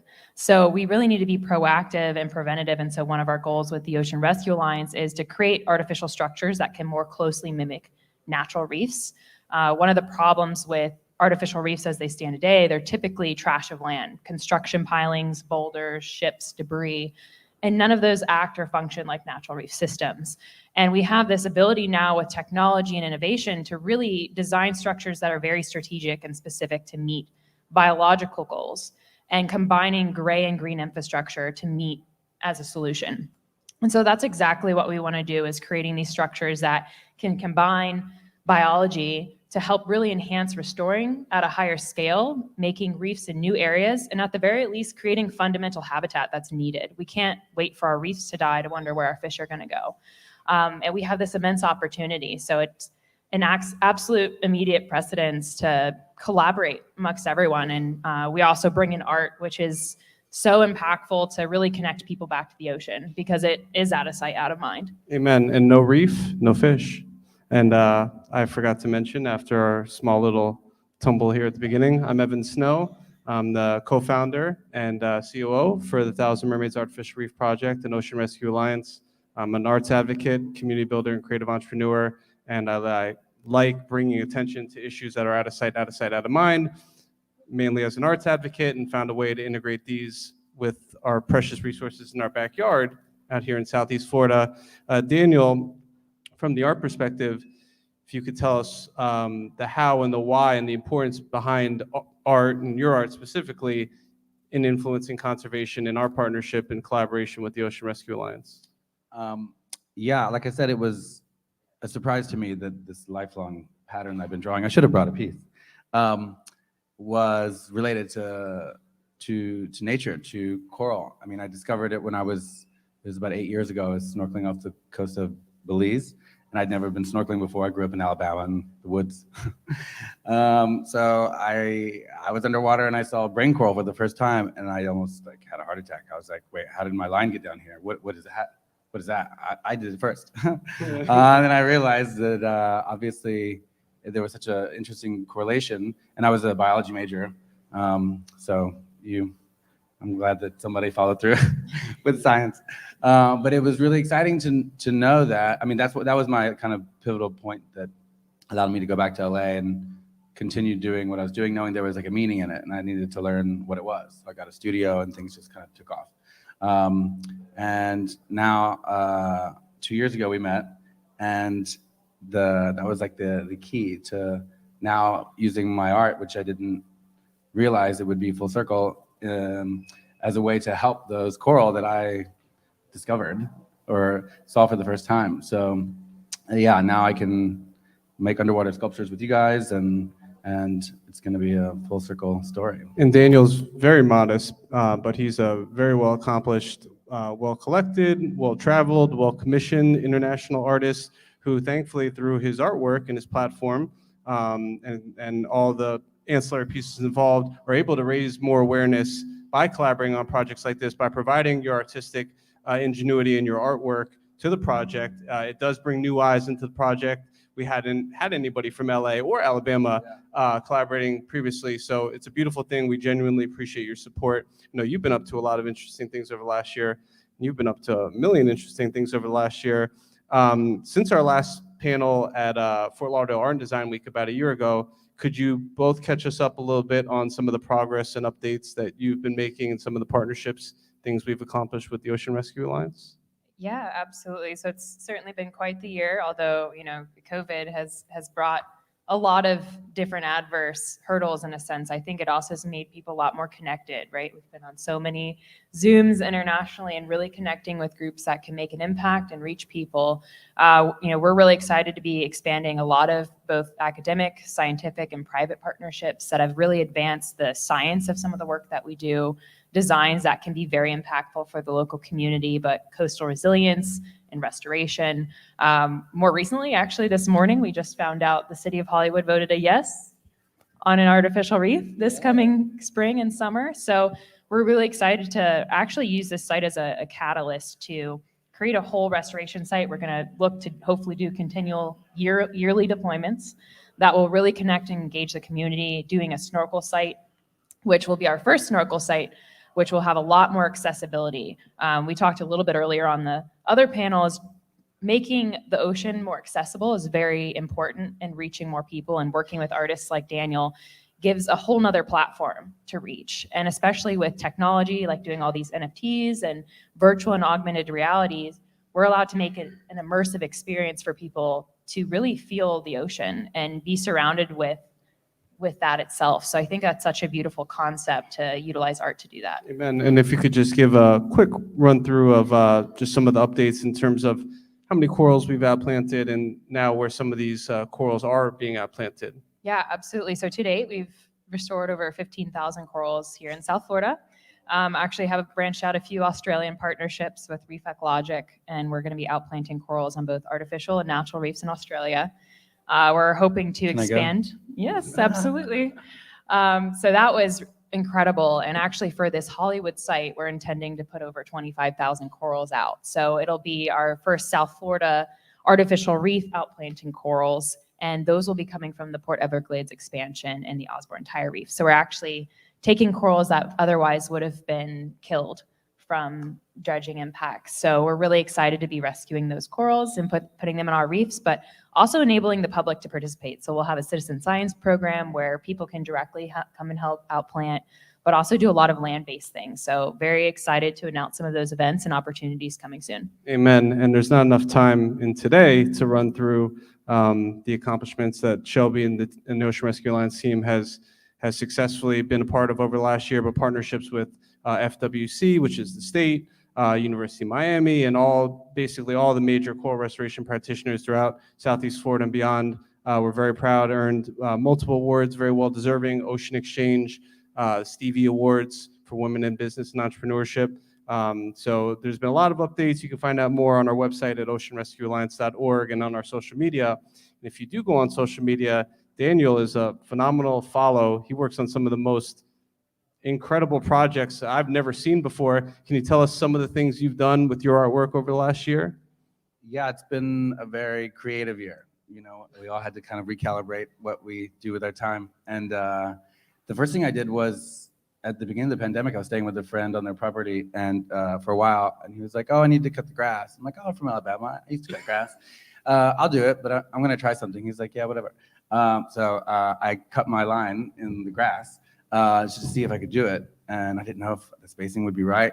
And I have a video, it's on my Instagram, and it worked, and it's very exciting. So that has kind of gotten around, and now I'm talking with people in London and Germany, people who have big properties and castles where I can do my line in the grass. So like that little experiment turned into now larger scale projects. I've gotten to travel to St. Bart's for a project, and while I was there, I found a stick and I found a guy with a drone And I was like, will you just film me for a couple hours? And so I wanted to see if I could, again, do it large scale. So I drew it in the sand with a stick and have a beautiful photograph, which I guess now could be the piece of art. But I love to, both of these were temporary pieces of art. I'd never made something that was going to be disappearing. So that was really exciting to capture that. Now you can turn it into an NFT. And now I can turn it into an NFT? Yeah, I think I'm going to drop my first NFT on Sunday. Ooh. I think. That's exciting. Yeah, I mean, it's almost done. So I've just been experimenting with those and getting to travel. I was in Ibiza for a month, working on some projects there. I painted some tapestries. So it's just been Interior murals, interior decorating, interior Yeah. designing. I have rugs now. I have some wallpapers. Like, I don't know. I just want to see the line on everything. I have this suit. So it's just expanding in all different ways. It's exciting. Daniel, could you add to, so I know you talked about the connection with nature earlier, but you also have a really beautiful tie with your art to just purpose in life. Mm-hmm. You have the one continuous line, and you have a lot of in-depth meaning to that. Could you elaborate on it a little bit? Yeah, once I learned that there was a connection with nature, I realized, okay, this means something I need to learn. Because people would ask, once I kind of started showing people, I've been doing this thing my whole life. And they're like, what does it mean? And at the beginning, I would say, I don't know. What does it mean? I didn't think I was an artist, and I certainly didn't think there was a meaning. So I learned that ultimately your life is like a labyrinth. And that I was making labyrinths. It wasn't that intentional. It was just a game I would play. Do I have the patience to get from one side of the paper to the next? And can I connect the beginning to the end? So it was more like a patience and precision game. As a left-handed perfectionist, it was just satisfying for me. So I did it really for the satisfaction. But once I learned that I had to communicate about it, and that each piece told a story, I realized they related to our lives. And as I've developed my mind and my soul, I guess, I've realized that it's helpful to communicate the idea that your life is always happening for you in some way, that your life is like a labyrinth, that every emotion has a beginning and an ending, and you don't know how it's going to go. Every relationship, every conversation. And if you can, think of it in a way that it's every twist and turn is helping you in some way, especially when you want to tell yourself that you're suffering, or this is bad, or this is good, which is actually quite Buddhist to believe that there's no such thing as good or bad, because it's not really that helpful. But everything is happening for you in some way, and it's been great because then I've been able to, connect with people and relate the art to their life or my life, and not create any more self-imposed suffering than we need to. Life is challenging enough. So that's essentially the meaning of every piece. That when it's on a wall or if anyone sees it, that's the energy that was put into it, to surrender to the flow of life and say yes. That's what my yes means. I wear a hat a lot that says yes. Yes, this is what's happening. I accept it. I like it or I don't, but I will acknowledge it and move forward. So the ultimate theme, in conclusion, is to accept and acknowledge and move forward. Yeah, that's amazing, man. You're truly a yes man. Mm-hmm, absolutely. Yeah. And I think it's beautiful that it really connects to a journey in life, and even to the point where we're all working together now. It's not something that would have been anticipated, but it's a beautiful beginning to something that is also very impactful for the marine ecosystems for generations to come. So I think there's, so much interconnectedness. And I think especially around not only this week, but collaborating with artists is so critical. And, we've sometimes tend in society to lose that creativity, right? We're kind of educating the art and creativity out of people. And now we're stepping into a new immersive world where we can actually use art for impact. And, you also enable a whole nother platform of bringing awareness and creativity. So I'm really thankful to be working with you and seeing where this beautiful journey ends up. I know. I'm excited too. I mean, the most exciting part is the interactivity. Like when the larger scale pieces I made were interesting because people could walk through them. And so now this is going to be another exciting way to interact with the art. So ideally, we'll have underwater sculptures of various drawings and paintings I've made, and people can swim down and plant a coral on the sculpture, and then you're part of it. So when you go on vacation, you can actually do something that's helpful for the water you're enjoying and the environment in order to protect it and like you said, protect our food system as well. Art influencing life and art influencing way more than conservation. God bless you. That's a truly beautiful and true story. I encourage you to look up Daniel and his artwork. Absolutely next level. I've never seen anything like it in my wildest dreams. And we're very grateful to have you as partnering and collaborating with the Alliance here. Unfortunately, we are going to have plenty of opportunities for people to be able to eventually, with permitting and everything in place, help us out plant corals as citizen scientists. But in the meantime, what are some calls to action and some ways that people can get involved right now in December of 2021? Yeah, absolutely. So there's lots of ways to engage. Of course, we're always trying to present people being eco-conscious consumers and individuals, making sustainable decisions from products to your daily life. You know, of course, there's the reduce, reuse, recycle, but we really try to make action impacts with the Ocean Rescue Alliance. You know, there's a lot of awareness around the problems plaguing our marine environments, but oftentimes there's not enough an ability to act. So we definitely have a variety of different programs where people can make a direct impact on the marine environments, from plaques to adopt a coral, adopt a reef. You can make your own reef. We're also doing celebratory memorial reefs where you can create reefs for your family or a loved one. And that even itself, kind of in terms of a journey, has a whole nother relationship to life after death, right? You can create an immersive experience that sustains life for generations to come. And it's also a whole nother experience. You know, you're not visiting a loved one at a tombstone. You're now diving into a world full of life. And I think we need to change that kind of narrative, you know, in the public, personally connecting back to the ocean. And this gives a direct opportunity to do just that. So we really want to make the ocean personal to people, coral reef conservation available and accessible to people. And that also includes art. We want to inspire working with all kinds of artists, not only just sculptures, but like the digital NFTs. There's so much of an ability to connect now. So. Amen. And on various levels, for a few dollars to a few $100s to a few $1,000s, and eventually somebody is going to want to commission Daniel to do something more than just cut the grass and paint a beautiful mural or do a beautiful design. And if you really are moved by Daniel's artwork and his story, maybe you can commission him to create an artificial reef design and have your legacy live way past that commissioned artwork in the ocean forever. I love that. And yeah, I guess let's do this. I mean, if someone wants to commission, so I drew the ring coral dome that we're going to make into a sculpture. And someone commissioned me to make an octopus. So I didn't have that drawing. So I have limited. Actually, I have the original because they just wanted the print.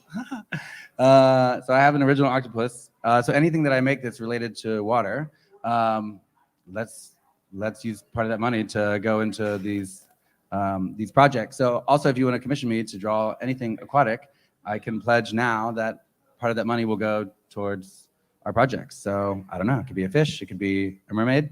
It could be anything. I mean, most of my sales are commissions, so people see what I made and say, "Oh, could you make this?" And obviously, it has to be in alignment with what I want to make. But yeah, if it's water-based, let's have part of that money go back. So check out my Instagram, Daniel Dugan Art, and contact me and commission something, and let's raise some money to make underwater sculptures. And another very interesting thing, which we've explored, toyed with previously, but hopefully we'll have a bigger company commission, is Daniel has the ability, and we have the ability with our reef making, to make design that when you see it from overhead on a drone or potentially flying in on a plane, it could either spell something out, or it could be, we've toyed with Hard Rock guitar, with Hard Rock in Hollywood. So the possibilities are really endless. And there's various ways for people to get involved here in 2021, and we're very grateful that we have the opportunity to collaborate with an artist like Daniel, who really, I mean, I've seen a lot of art.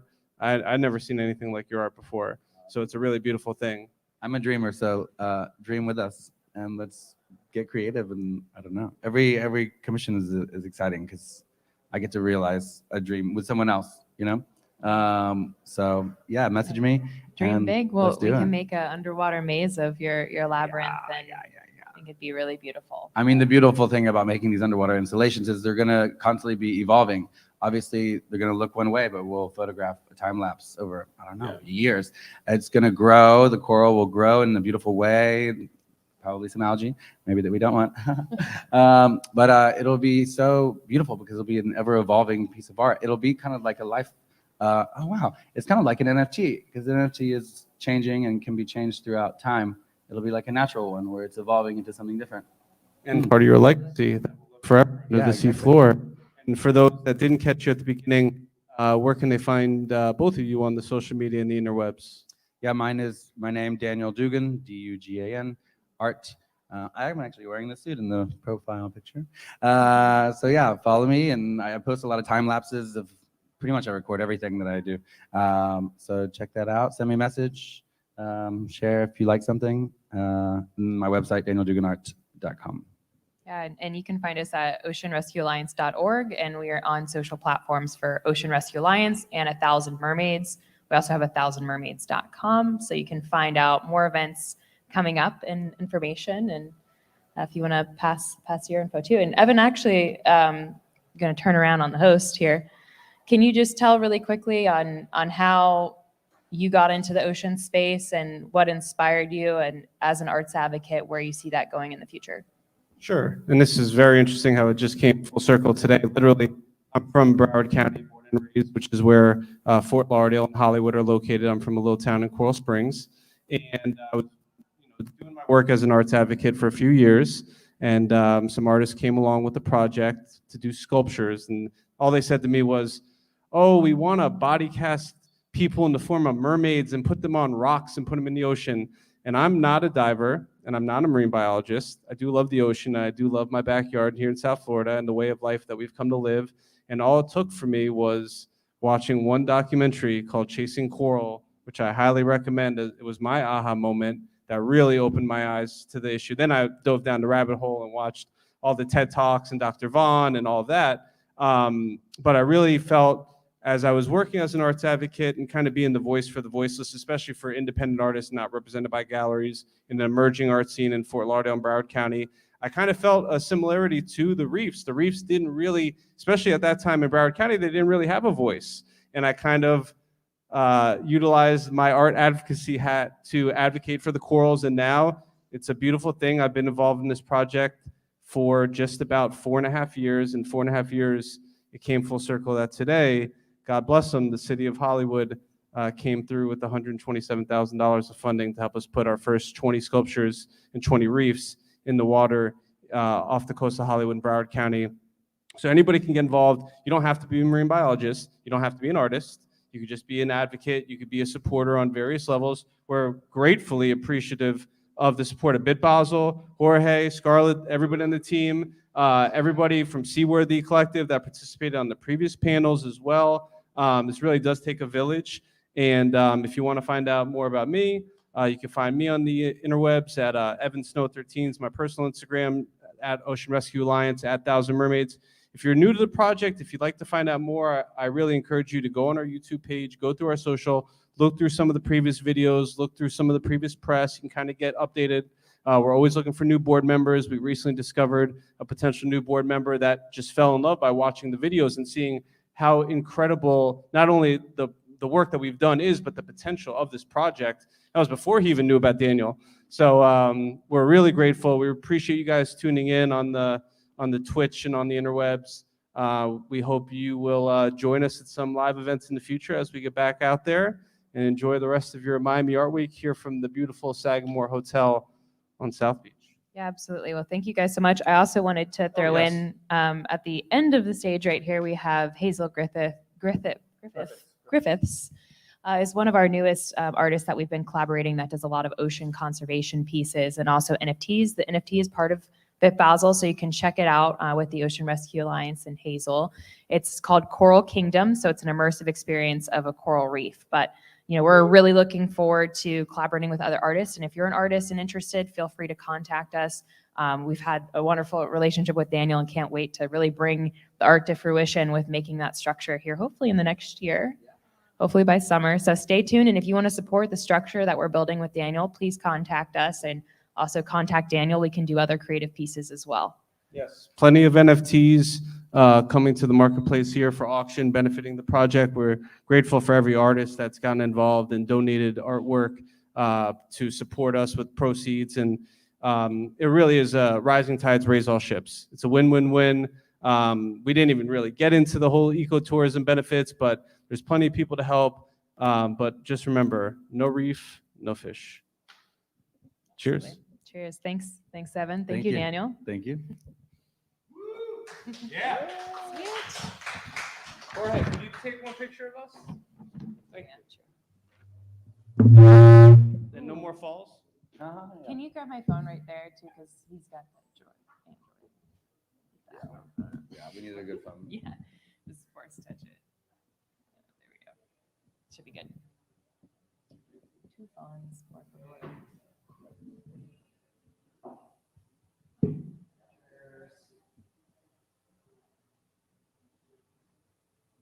Say, save the reefs, y'all. Save the reefs, y'all. One reef at a time. One reef at a time. There you go. Thank you very much Thank for having you. us. You guys. Awesome. Thank you so much. Thank you so much for coming. Daniel. Yeah. Yeah, we're gonna stream it, so I'll send you the Great. perspective videos and stuff. I might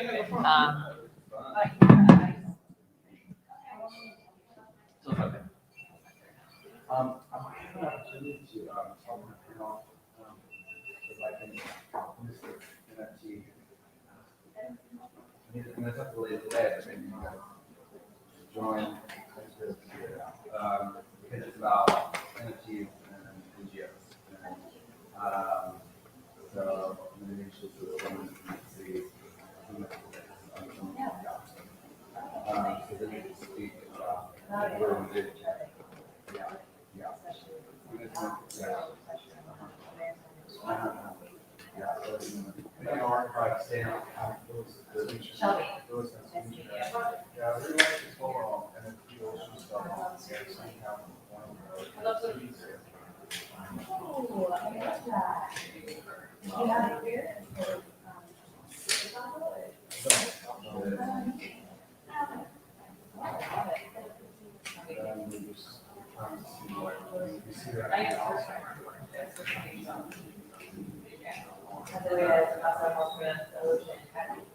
I would love talking to you about that. Yeah, why? What is the right expectation? Hold on.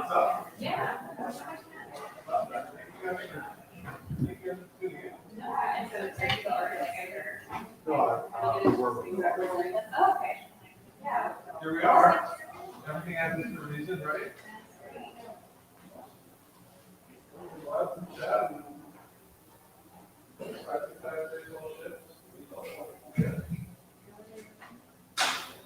mean, more supply rate, more awareness, let more people know, different mediums. Like, we never would have imagined working with an artist across continuous lines, and the sky's the limit, and those possibilities there, literally. So, just people that are genuinely passionate and involved.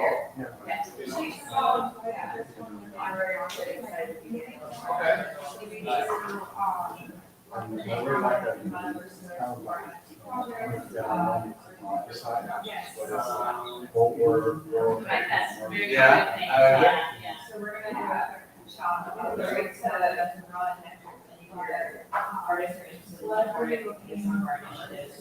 We're doing another Designing, renderings.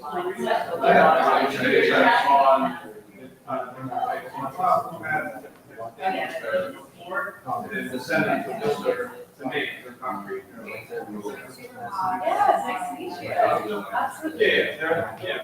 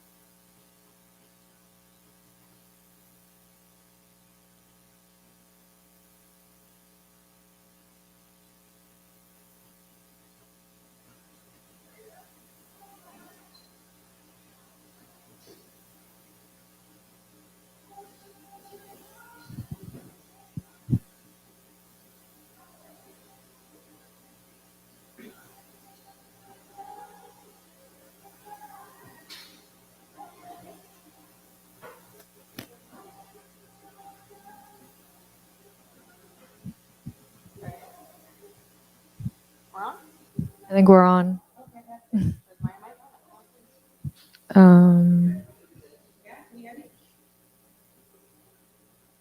I don't know. Wait, let me try. Hello? Yeah, that one doesn't do that. I don't think 2 is live.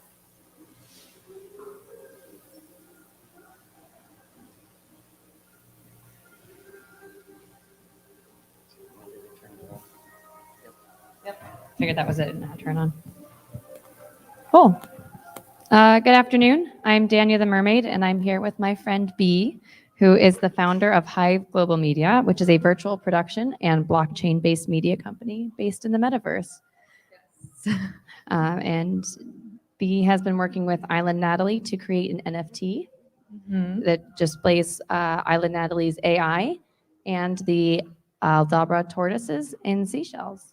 So thank you for being here today. Yeah, thank you. It's not every day I get interviewed by a mermaid. Yeah. First time, not the last.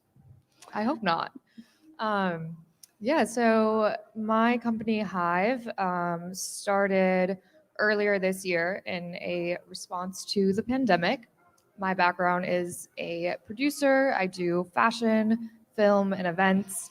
And obviously during the pandemic, I could not have talent on set. I could not have people at events. So I turned to technology for help. And that's when we started to develop our own artificial talent and metaverses to use for film, fashion, and event production.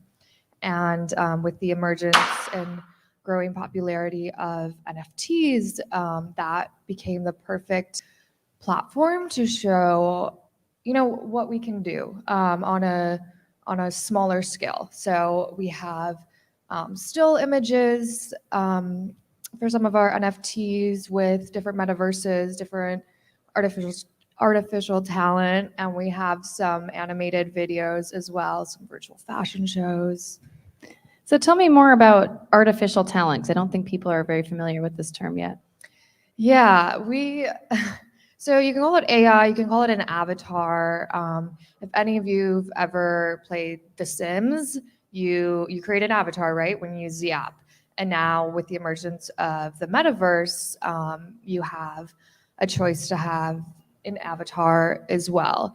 And I mean, I don't know about you, but I want one that looks like me or doesn't. I want to be able to customize it as much as I want. And right now in a lot of metaverses, the characters look very cartoonish, which is a styling choice. But I wanted to provide another option. So we've been turning real humans into artificial talent, but we also have, we will be launching some new artificial models that are not based on anyone's likeness and can be licensed out for video shoots, photography, etc. And same with our metaverses. So you alluded to this briefly, but how did you get into NFTs, and what is the thing that makes you most excited about NFT space? Yeah, so my business partner back in New York has been in the blockchain space for a very long time and was the one who told me about NFTs, and we started working together on creating our own NFT marketplace for virtual fashion. And I realized that not only can it be used for the virtual fashion animation we'd been doing at Daylight Studio in Manhattan, but also film and events. I mean, NFTs can be used as tokens for events, tickets, essentially.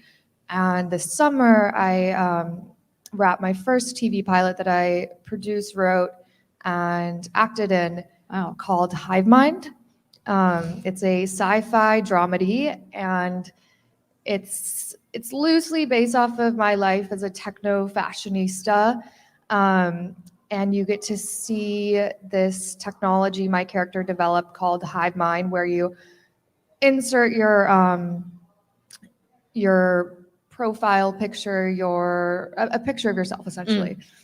And out comes an avatar that looks just like you, and you get to create content with it in the metaverse. So I decided to, why not also make this film an NFT, or at least parts of it. And when we release the TV pilot next year, you'll be able to watch it if you have an NFT. So all the characters have been turned into AI and will be sold as NFTs, and that's your ticket to watching each episode. Cool. And then what platform is that on? Do you know? So I'm working on creating another NFT marketplace. We have virtualfashion.io, which is just focusing on fashion, and Hive Global Media, my company, is working on creating another one just for general, events, film, and fashion. We want to do it all and have that in one place. So That's awesome. So tell me about your collaboration with Island Natalie and what you're excited about with this. yeah, so Natalie and I, we met at the NFT conference in New York, which it feels like yesterday. It was probably a month ago. It was a month ago. Yeah. Conference life, it goes by quickly. But yeah, we met a month ago, and I was telling her about the people I was turning into AI. And as an influencer, you already have this digital version of yourself, and creating an avatar is taking it to the next level. Especially during a time like COVID, we can, she's a travel influencer. You couldn't travel for a very long time, but your AI can. It can travel all over the metaverse.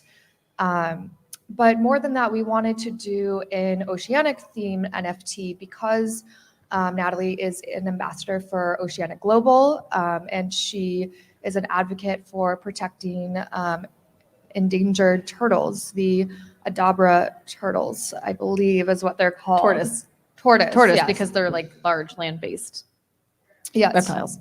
What she said, what the mermaid said. So she did a lot of the creative direction on that. Worked with my animator Vizzy, and we created this NFT. There are 4 of them that are available on OpenSea. You can check out the link in our Instagram bio, Hive Global Media's Instagram, or on Natalie's profile, island_Natalie. And it's just this is just the beginning. Right now it's a still picture of the metaverse that Vizzy created and Natalie's avatar, but it can become immersive. We can do a lot more with it. The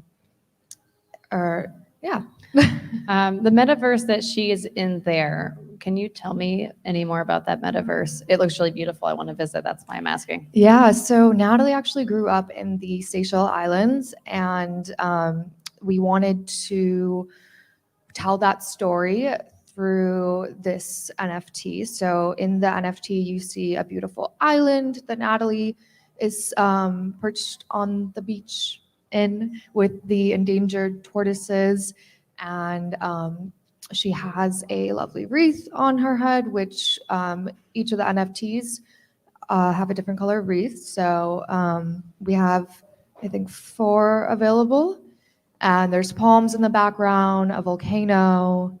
It looks like paradise. It really does. And so to find this on OpenSea, the best place to go is to Island Natalie's Instagram and find the link through there. Yes, or Hive Global Media, and it's a collaborative project. So you can, Island Natalie has an OpenSea account, and so does Hive Global Media. So you can search our usernames too, directly on OpenSea if you like. Well, you're doing amazing work, B. Thank you. Thank you so much for your time today. It's Yeah. wonderful. And thank you guys for tuning in.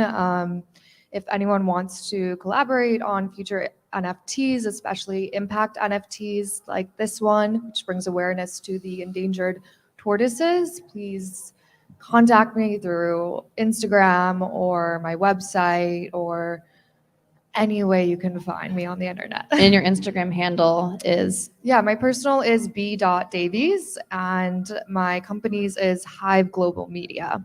Awesome. All right. Yeah. Thank you so much. Thank I'm you. Dania the Mermaid, and we'll see y'all later. Bye, guys. Bye. Thank you.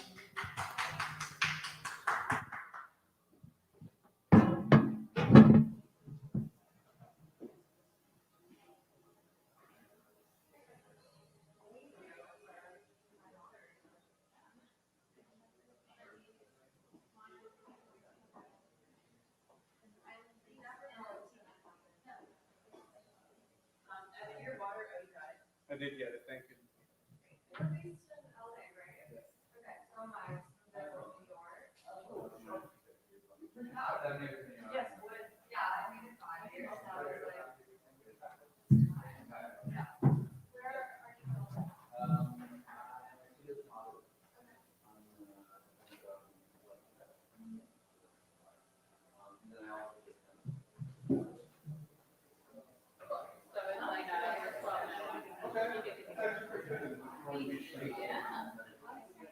How was that? So I ended up getting really lucky, and my parents came back from Miami, so I was able to snag my car. My boyfriend's here. And you are in Dalhoff. Okay, so it's like an hour.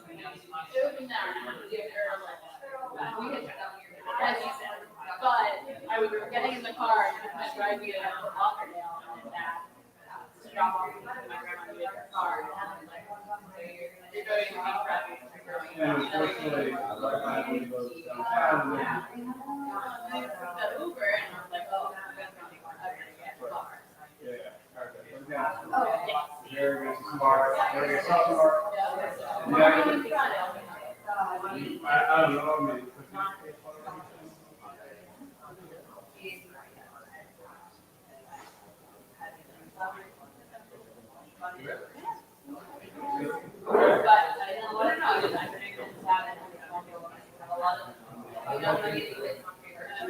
So over last year, I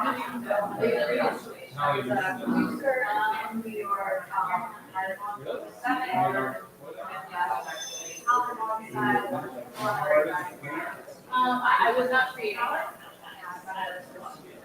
So really creating. So now I have full time.